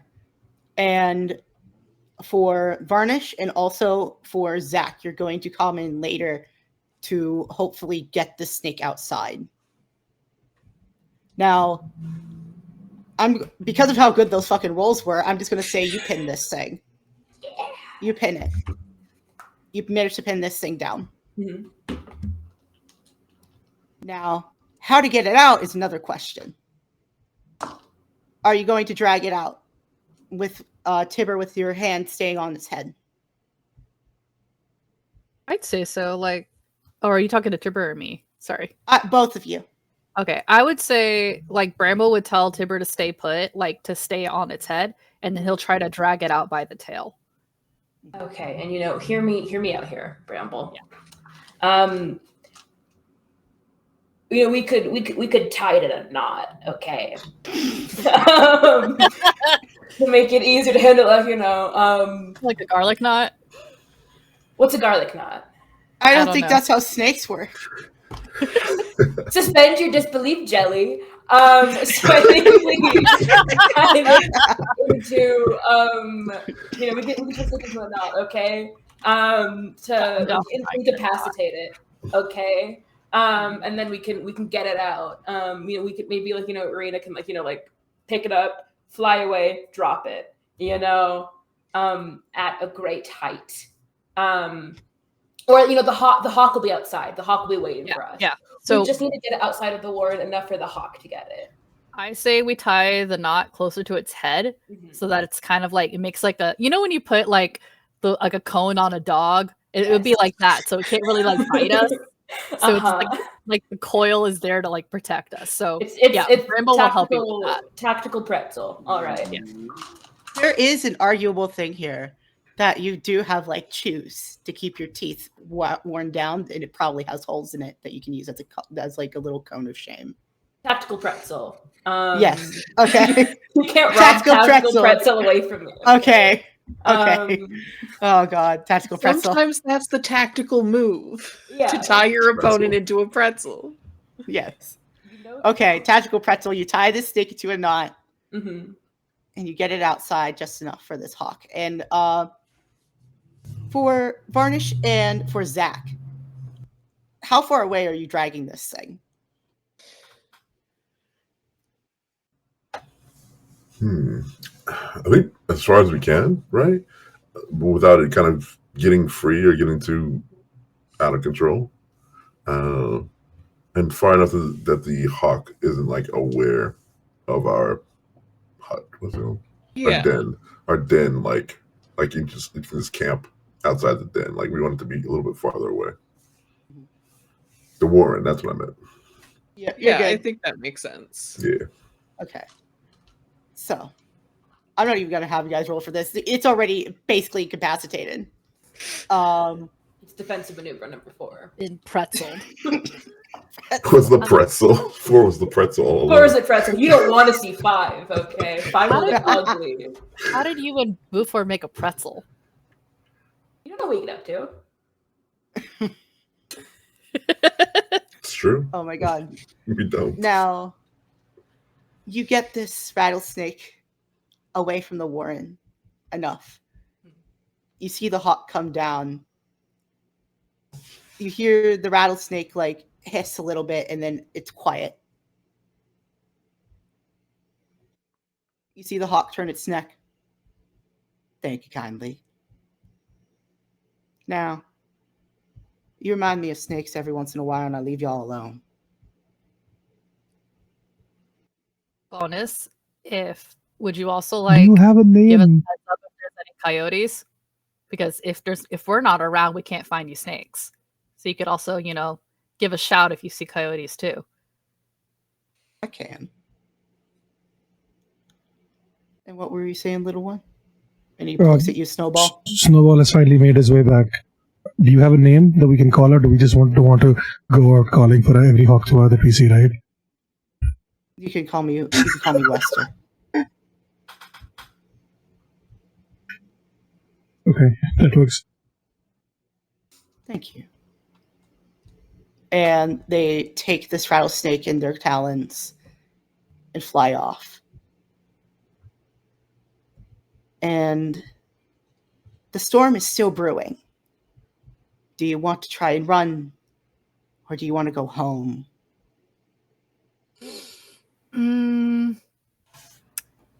Could Bramble go check on Poison and then go run? Or is it one or the other? You can do both, but Okay, you're short on time. He's going to go check in on Poison, see if he's okay. And just, hey, buddy, you all right? Yeah, what's wrong? Nothing. There was just a little bit of a scare, but everything's good. Listen, don't tell mom and dad, but I'm gonna head out for a bit, and it might not come back. What do you mean? The den's not big enough for the both of us, and it's time that I don't belong here, dude. You know that. But you do. I don't, little one. But you belong here. In fact, I'm so proud of you for helping Mom earlier today with all that food. Can you just keep doing that? Just be useful for everybody? Make up for Dad? What do you mean make up for me? You'll understand when you're older. Mom will tell you. And No, this was your dad. Oh, okay. Oh. I thought I misheard, but okay. Bramble has like the oh shit kind of face, and his ears will press flat against the sides of his skull. Poison, why don't you go to your room? Okay. And he scampers off. What do you mean by this, Bramble? You know what I mean. I think I do. I'm not going to stop you from leaving. But know that I love you.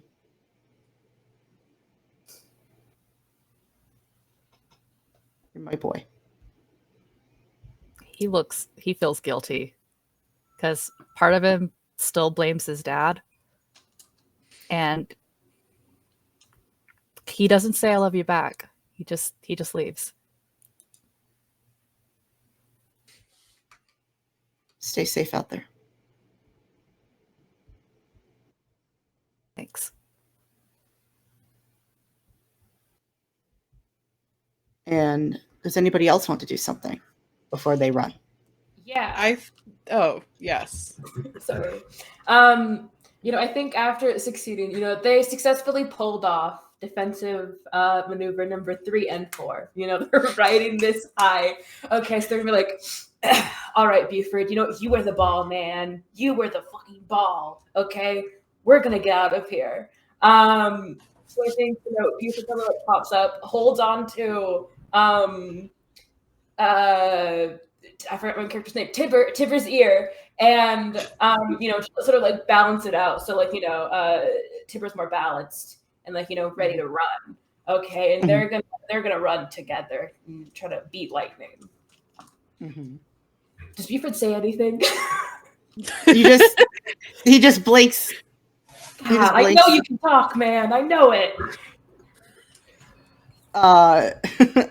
Now, if I'm right, Varnish wanted to do something. Yeah, I think Varnish wants to check on her sister. I don't think she wants to say anything to her, but just like, the peek in through sort of their part of the warren,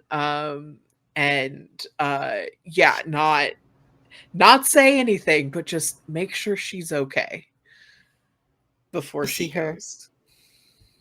You see her. She's asleep. She's breathing. Very gently, very calmly.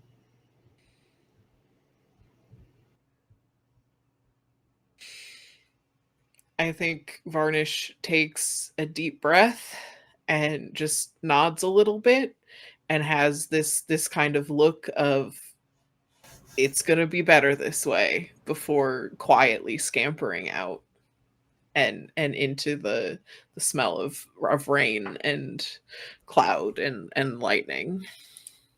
Mm-hmm. Now, Zach and Snowball, do you want to do something? Steve, do you want to go first?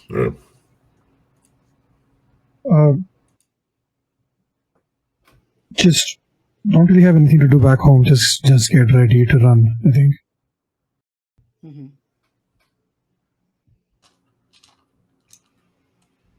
And for Zach, is there anything you want to do? Yeah, Zach is going to find Nasara and say, listen, Nasara, I know we've been close and you know me very well and I know you very well. And I just want to say that I'm going to make another run for it. And if I don't come back, you just burn it all down. I don't give a fuck. Just live your best life, Nasara. Just light the whole world. You know the Elmo Rise meme, but without the fire? Exactly. Yeah. She's making that face. Do you want me to come watch? I could use all the support I can get. All right. Yeah, that'd be great. Rowena! And Rowena lands, and they're all going to come watch you. All right.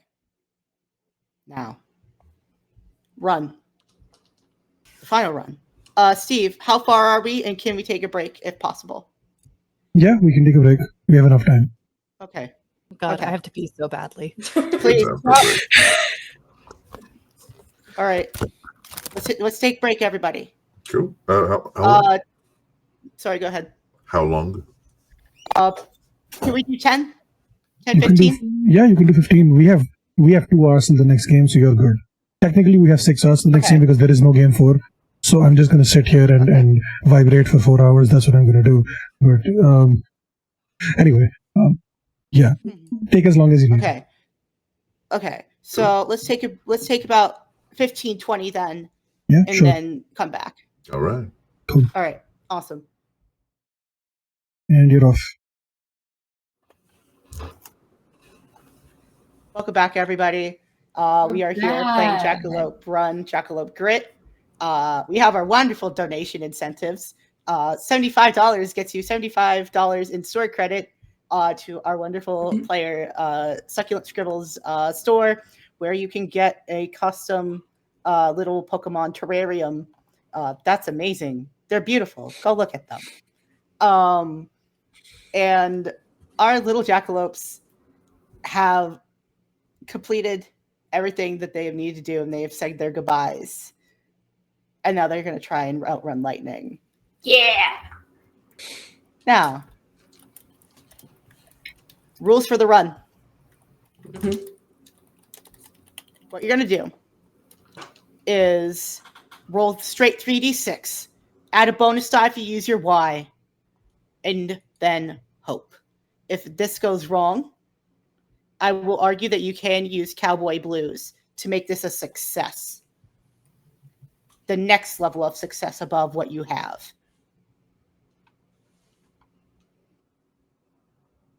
All right. That makes sense. Yeah. Who wants to run? I guess I'll roll first. Are you using your Y? Yeah, I would say that definitely fits here with the prove others wrong. Okay. So it's gonna be... I'm afraid. Let's roll. Let's go. Okay. Again, a good roll. Okay, that's a 12 plus 4, 16 plus 3, 19. All right, nice. Do it. You do it. Math. Congratulations. Yeah. Okay. Congratulations. Congratulations, Tibber. You've achieved your goal of outrunning lightning. No challenger, man, beast, or object can approach you. Describe how the hollow feeling of knowing you've outrun the fastest thing on the planet roots in your chest, and how no race can fill that empty space in you again. You know, they've finally succeeded. They finally have truly proven others wrong. And yeah, you know, they made sure to bring Buford with them. But you know, while Buford is the person they're closest to within the Warren, you know, there's still people he's leaving behind. You know, him and Bramble seldom ever agreed on things, but you know, the banter was fine. It was fun, and you know, the banter of it all.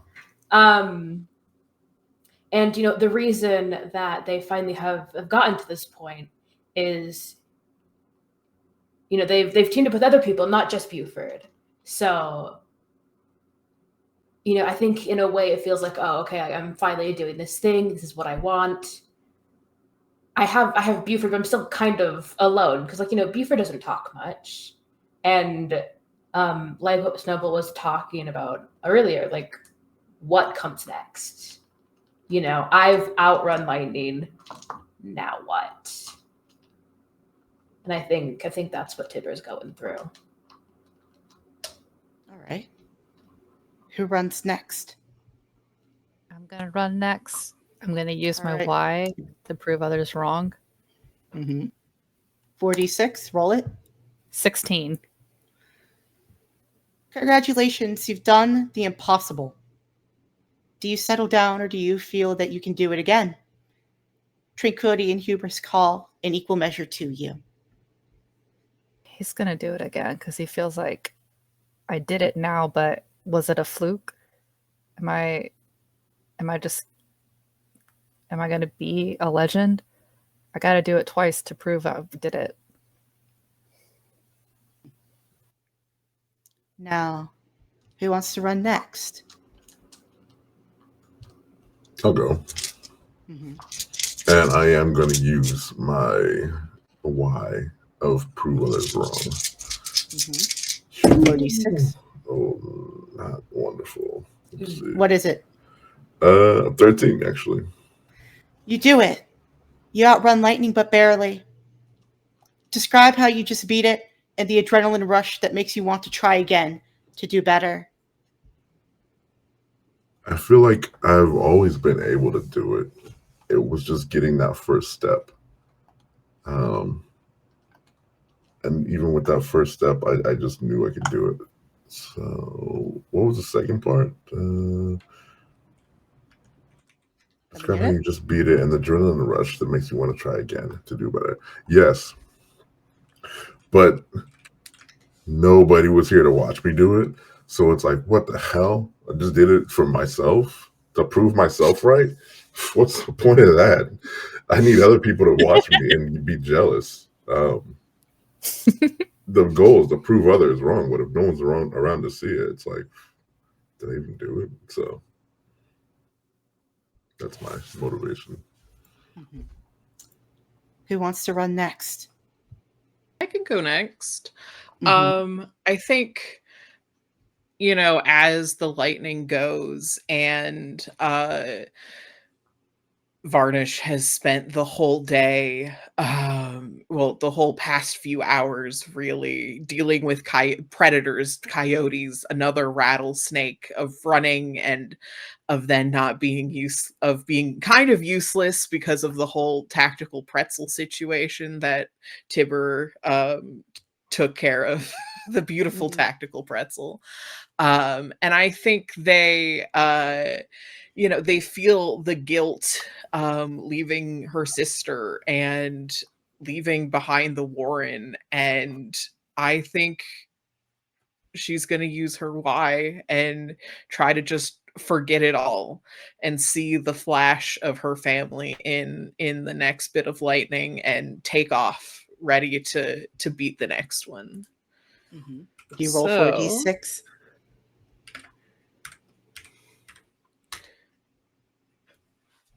What did you get? Is it bad? 9. Okay. Oh, buddy. It's not as bad as it could have been. It's true. That's true. But You do it. You outrun it, but barely. And how do you beat it? And that adrenaline rush that makes you want to try again and do better. yeah, I mean, I think this is like, right, she runs faster than lightning, but there's no one there running with her. There's no one there running next to her. Her family is still gone. They're still dead. And, maybe if I outrun it more, maybe they'll be there. Maybe I'll finally get to where I wanted to go. And Snowball, your run. Snowball You is decide to. Snowball is battered and bruised. One leg is out of commission, and he's very close to deciding to give up. But I think watching the rest of them run, watching them basically looks like they're flying across the sand, gives him the motivation to, fuck it, we're going to try it one more time. And he's going to think about his uncle, who ran so fast that he never came back. And he's going to think about his friends. And no matter what happens, no matter how this ends, he will always remember them.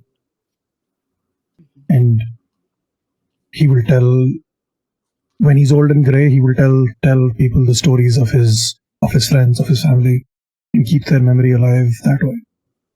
So I'll take my 4th dice for that. Run to remember. And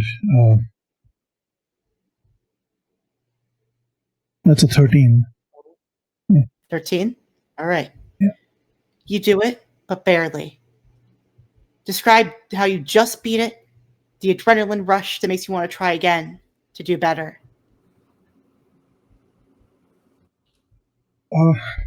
So as he's running, Snowball feels the pain in his leg.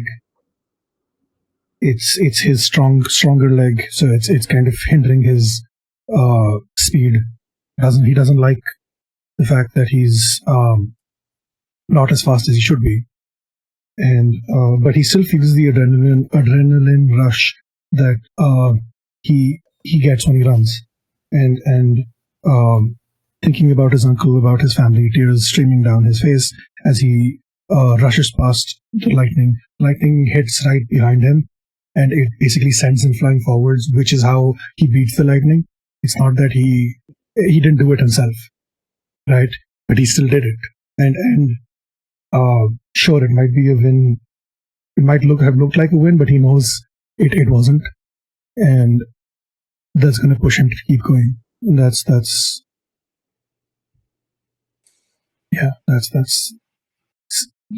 lands face first into the sand again. This feels familiar, but it's okay. We're okay. Do all of you head back home or no? No.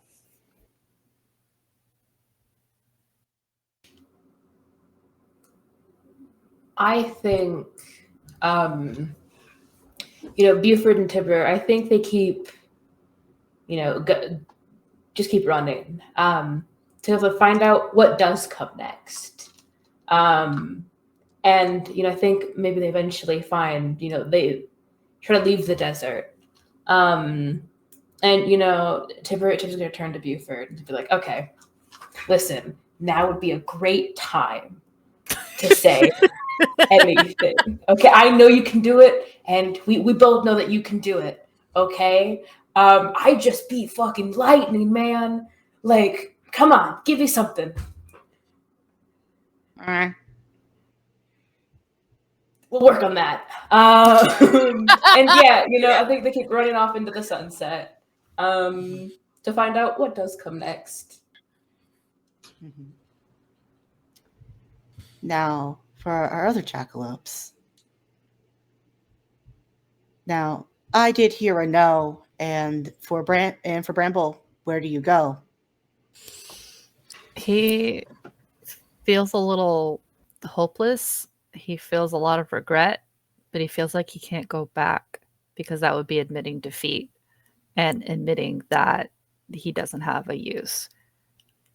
Or not a use, sorry, that's misspoken. He feels like he would have to apologize, and he doesn't feel like he was wrong in what he said, even though he didn't want to hurt his dad, but he's still really angry. So not that he's following Tibber, but they happen to have a parallel track. He wants to see what else is there. So it's running alongside him, but there's like COVID spacing, there's spacing. There's social distancing. Social distancing. Yeah, there's social distancing. Social distance. Mm-hmm. Mm-hmm. And he'll say, "You did good. Let's see if you can keep up." But there's actually a smile on his face. What? I'm gonna invent sports. Oh, I don't know what that is, but sure. You'll find out. You'll know. You'll know. Oh my god, Zach, and also Varnish. What do you do? I think, honestly, Varnish ran and saw that there was nothing beyond the lightning. And I think there was a moment where she wanted to keep running. And I think then that kind of the fear of being alone and not having anyone else was too much. And I think she turns around and heads back to the Warren. Aww. Zach. After outpacing the lightning for the first time, just getting off the starting block and doing a damn thing, Zach kind of has a last flash of remembrance, and he runs as fast as he can down towards his friend Nasara before she burns the whole desert down, as he told her to do, essentially. But he's like, no, I'm here. I start stamping out the thing she started, the little flame she started on some brushwood. Okay, it's totally fine. Like, I'm back. Next time you can burn it all down. No worries. Thank you. You did good out there today. I proved it to myself, but not to my haters. So I'll invite them next time. What's the point of being successful if your haters can't see you shine? I'll bring them along. Solid point. Appreciate it. And then burn them after I do it. Scene. Yep. And Snowball. Do you return home or do you keep going off? Snowball returns home. Even though he didn't talk to the others, he kind of made a promise to not forget about them and make sure that people remember the Jackalopes who outran the lightning. And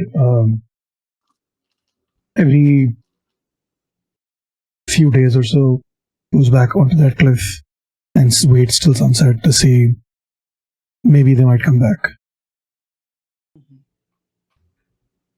And when the storm, the lightning hits again, maybe he goes out for another run. Thank you. I thank you all. I thank all our viewers. Hi, everybody. Hey. But how does everybody go home? How's everyone feeling? At least the people who are.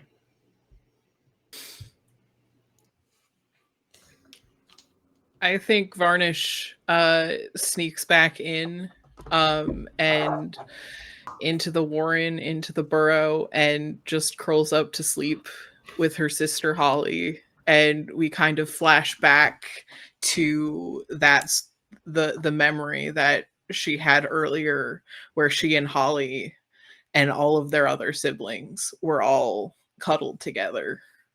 And I think she makes her peace with staying and living with the grief.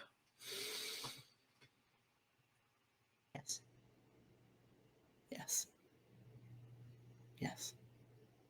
I feel like Bramble's really bitter and he feels really alone. And he can't help but blame his dad for all of it. And like he'll find like a burrow in the night, like he'll make his own little burrow, and it just feels really empty. And he'll think about his little brother, Poison, and hope he's doing okay. But then he'll think about Maple, his sister that's no longer there, and just feels more angry again. He wants to chase the storm, but it feels empty. And he just feels really alone. And it doesn't feel fair or it doesn't feel right. Anyone else? Yeah, Zach heads home and goes to sleep and dreams about all his haters crying. As he Hell yeah. beats the lightning again. Really? Fuck yeah. And let's go with Snowball, and then let's go with Fibber. Tibber. I cannot pronounce names today. Snowball kind of still continues keeping guard, but at night, kind of like before going to bed, almost every night, make sure to check in on Bramble's brother, just to make sure he's doing okay.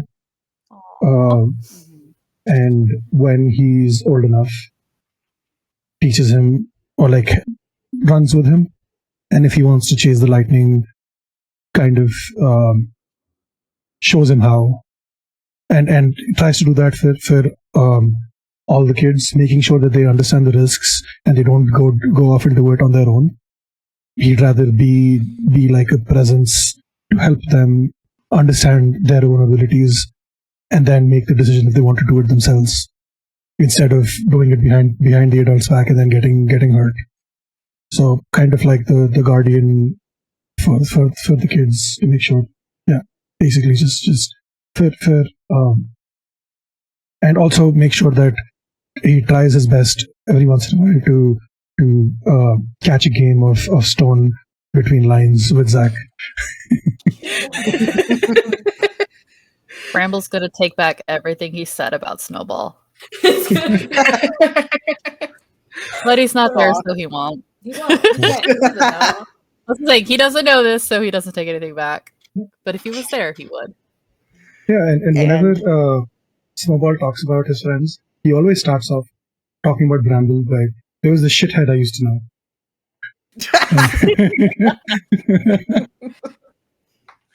Not wrong at all. And Tibber, with Buford, what do you do?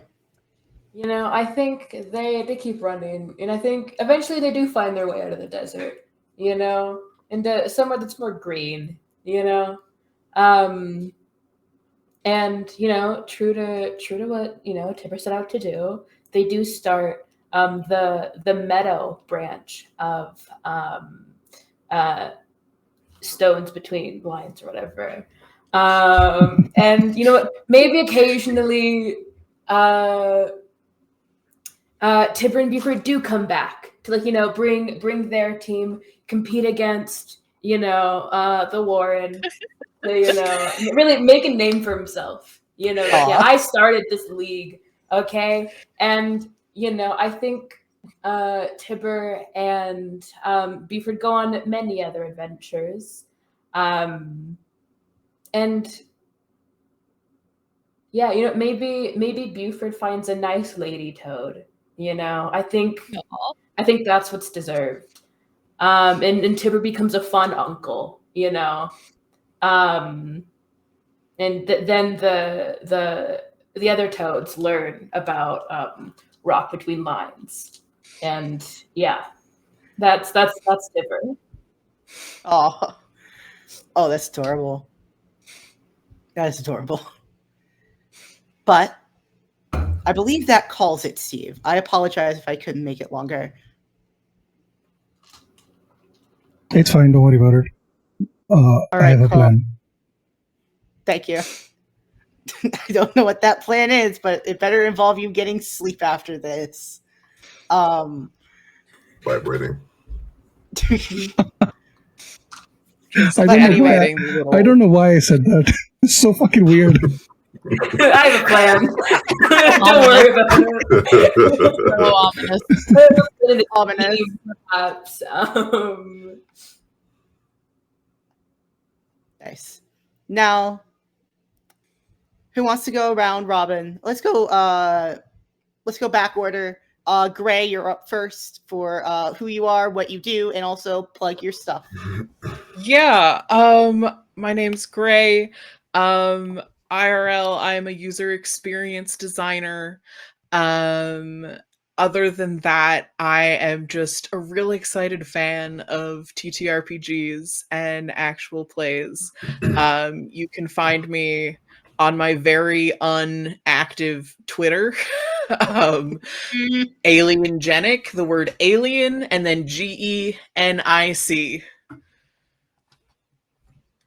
All right. And next is Scribbles. You're up. Hi, I'm Scribbles. I'm a crafter artisan. I love TTRPGs. And I love you guys. You guys are really fun, and I want to play with you guys again. Aww. I haven't done APs for like 6 or 7 months, and I feel like this was really fun. So I really actually enjoyed all of you guys. So if we could do another game again, you know, I'd be down. Doesn't even have to be like an AP. Just actually hanging out with you guys was fun. Aw. Oh yeah. Heart emoji. Heart emoji. Mark, you're up. I'm up. I was gonna make a Europe pun, but I don't care anymore. Hey everybody, it's your 4-year-old boy, Mark J. You can check out all of my work, some of my work anyway, at Apochromatic Unlimited. We're in all POC space for TTRPGs, APs. We have a zine. We do gaming streams. We do a bunch of fun stuff. Definitely come check us out and support us. You can also support my podcast, Nunshot with Mark J. You can find it on RSS. You can find it on Spotify. Find it in various places. But yeah, it's been a pleasure being with y'all. And yeah, thank you. Platonically speaking, you look good for 40. Someone at PAX U said I look 50, and I walked away from her and never saw her. Damn. Said, I wish you well and luck. I wish you success, but not great success. And then, I wish you mid. That was success. The end. Don't die. I'm okay now. Steve, you're up. Hello, hi. I'm Steve, also known as Sassy Pants. I run Pantsless tables. Basically, started this a year ago, to the day almost. We started out trying to do charity streams, fun things, and it turned into a whole ass AP studio. I run this space to try to shine a spotlight on underrepresented Asian talent, but over the past few months, we've been sort of like growing beyond just that. Like, I want to, try to bring as many people together as possible, while also trying to ensure that we continue our goal to showcase as many people of color, minorities as possible in a time zone that actually works for us and is not 5 in the fucking morning. Even though I'm usually awake at 5 in the fucking morning, but that's not the point. You can find me here. You can find me on. Yeah, you can find me here. You can find me on Twitter or Instagram under SteveH4815. That's my personal thing. Or SassyPants1996 on my Twitch thing, which is where like my main Twitch channel where I do like gaming, and I've been doing that for much longer. But this channel is doing much better, which is totally not a slap in the face or anything else. We have a bunch of shit happening. There's like 9 more games coming up. We have, we're starting a Call of Cthulhu miniseries on Sundays, which is officially supported by Chaos Team, which is really fucking cool. People get to participate in giveaways and all of that shit for that. And tomorrow, in about 12 hours actually, we do our Masquerade Ball episode of Oops All Bards, which is our D&D miniseries thing, where we it's basically like a spin-off of a spin-off of a spin-off of our D&D campaign set in the world of Exandria, and it's been an experience. But yeah, that's basically all of me. Cool vibes. You guys were absolutely fantastic. I had so much fun.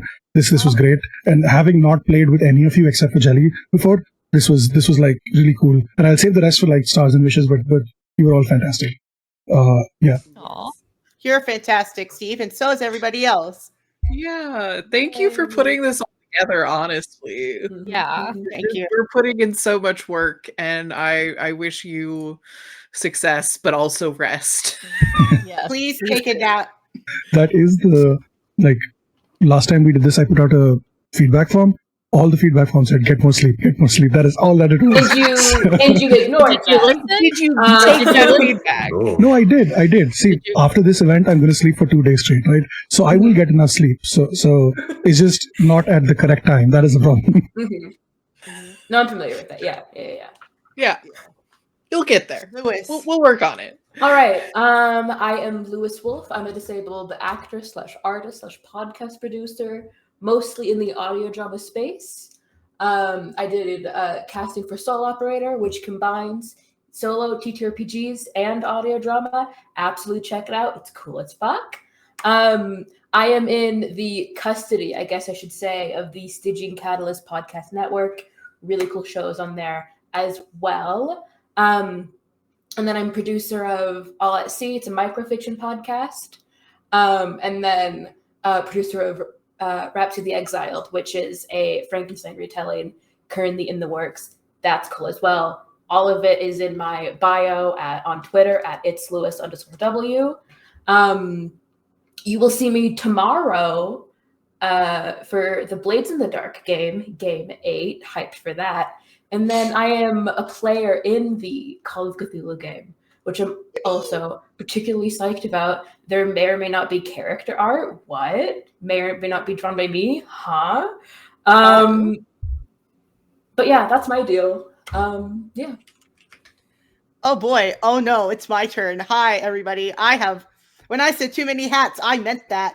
Hi, everyone. I'm Jellyfish Lines. I am a writer, poet, TTRPG, AP space, performer, GM, game designer now, ? What the hell? And I wrote this game, and I also ran the game. I am insane. This is the first time I play tested this game ever. So that's fun. And I also run Playback Static Network, which is Playback Static Presents. We are currently... we have Playback Static, which is our current campaign of Public Access by Jason Cordova. Please go buy the game, and also please listen to us on Acast or on Apple Podcast or even on Spotify. It's Playback Static podcast, I believe. I need to look that up. I'll drop it later somewhere. I'm also casting for 2 more APs later next year. So one of them is Operation Terminus, which is an AP of the Triangle Agency. And the second one is very secret. It's also in the Gauntlet Discord. It's called Arkham Herald. Very fun. Also Cthulhu. And then I also, God, there's so much I do. I'm very like, oh my God. I am the co-host of Flyleaf to End Sheets. WD Smith, if you are watching this, you are my co-host. I love you. Mwah. Heart emoji.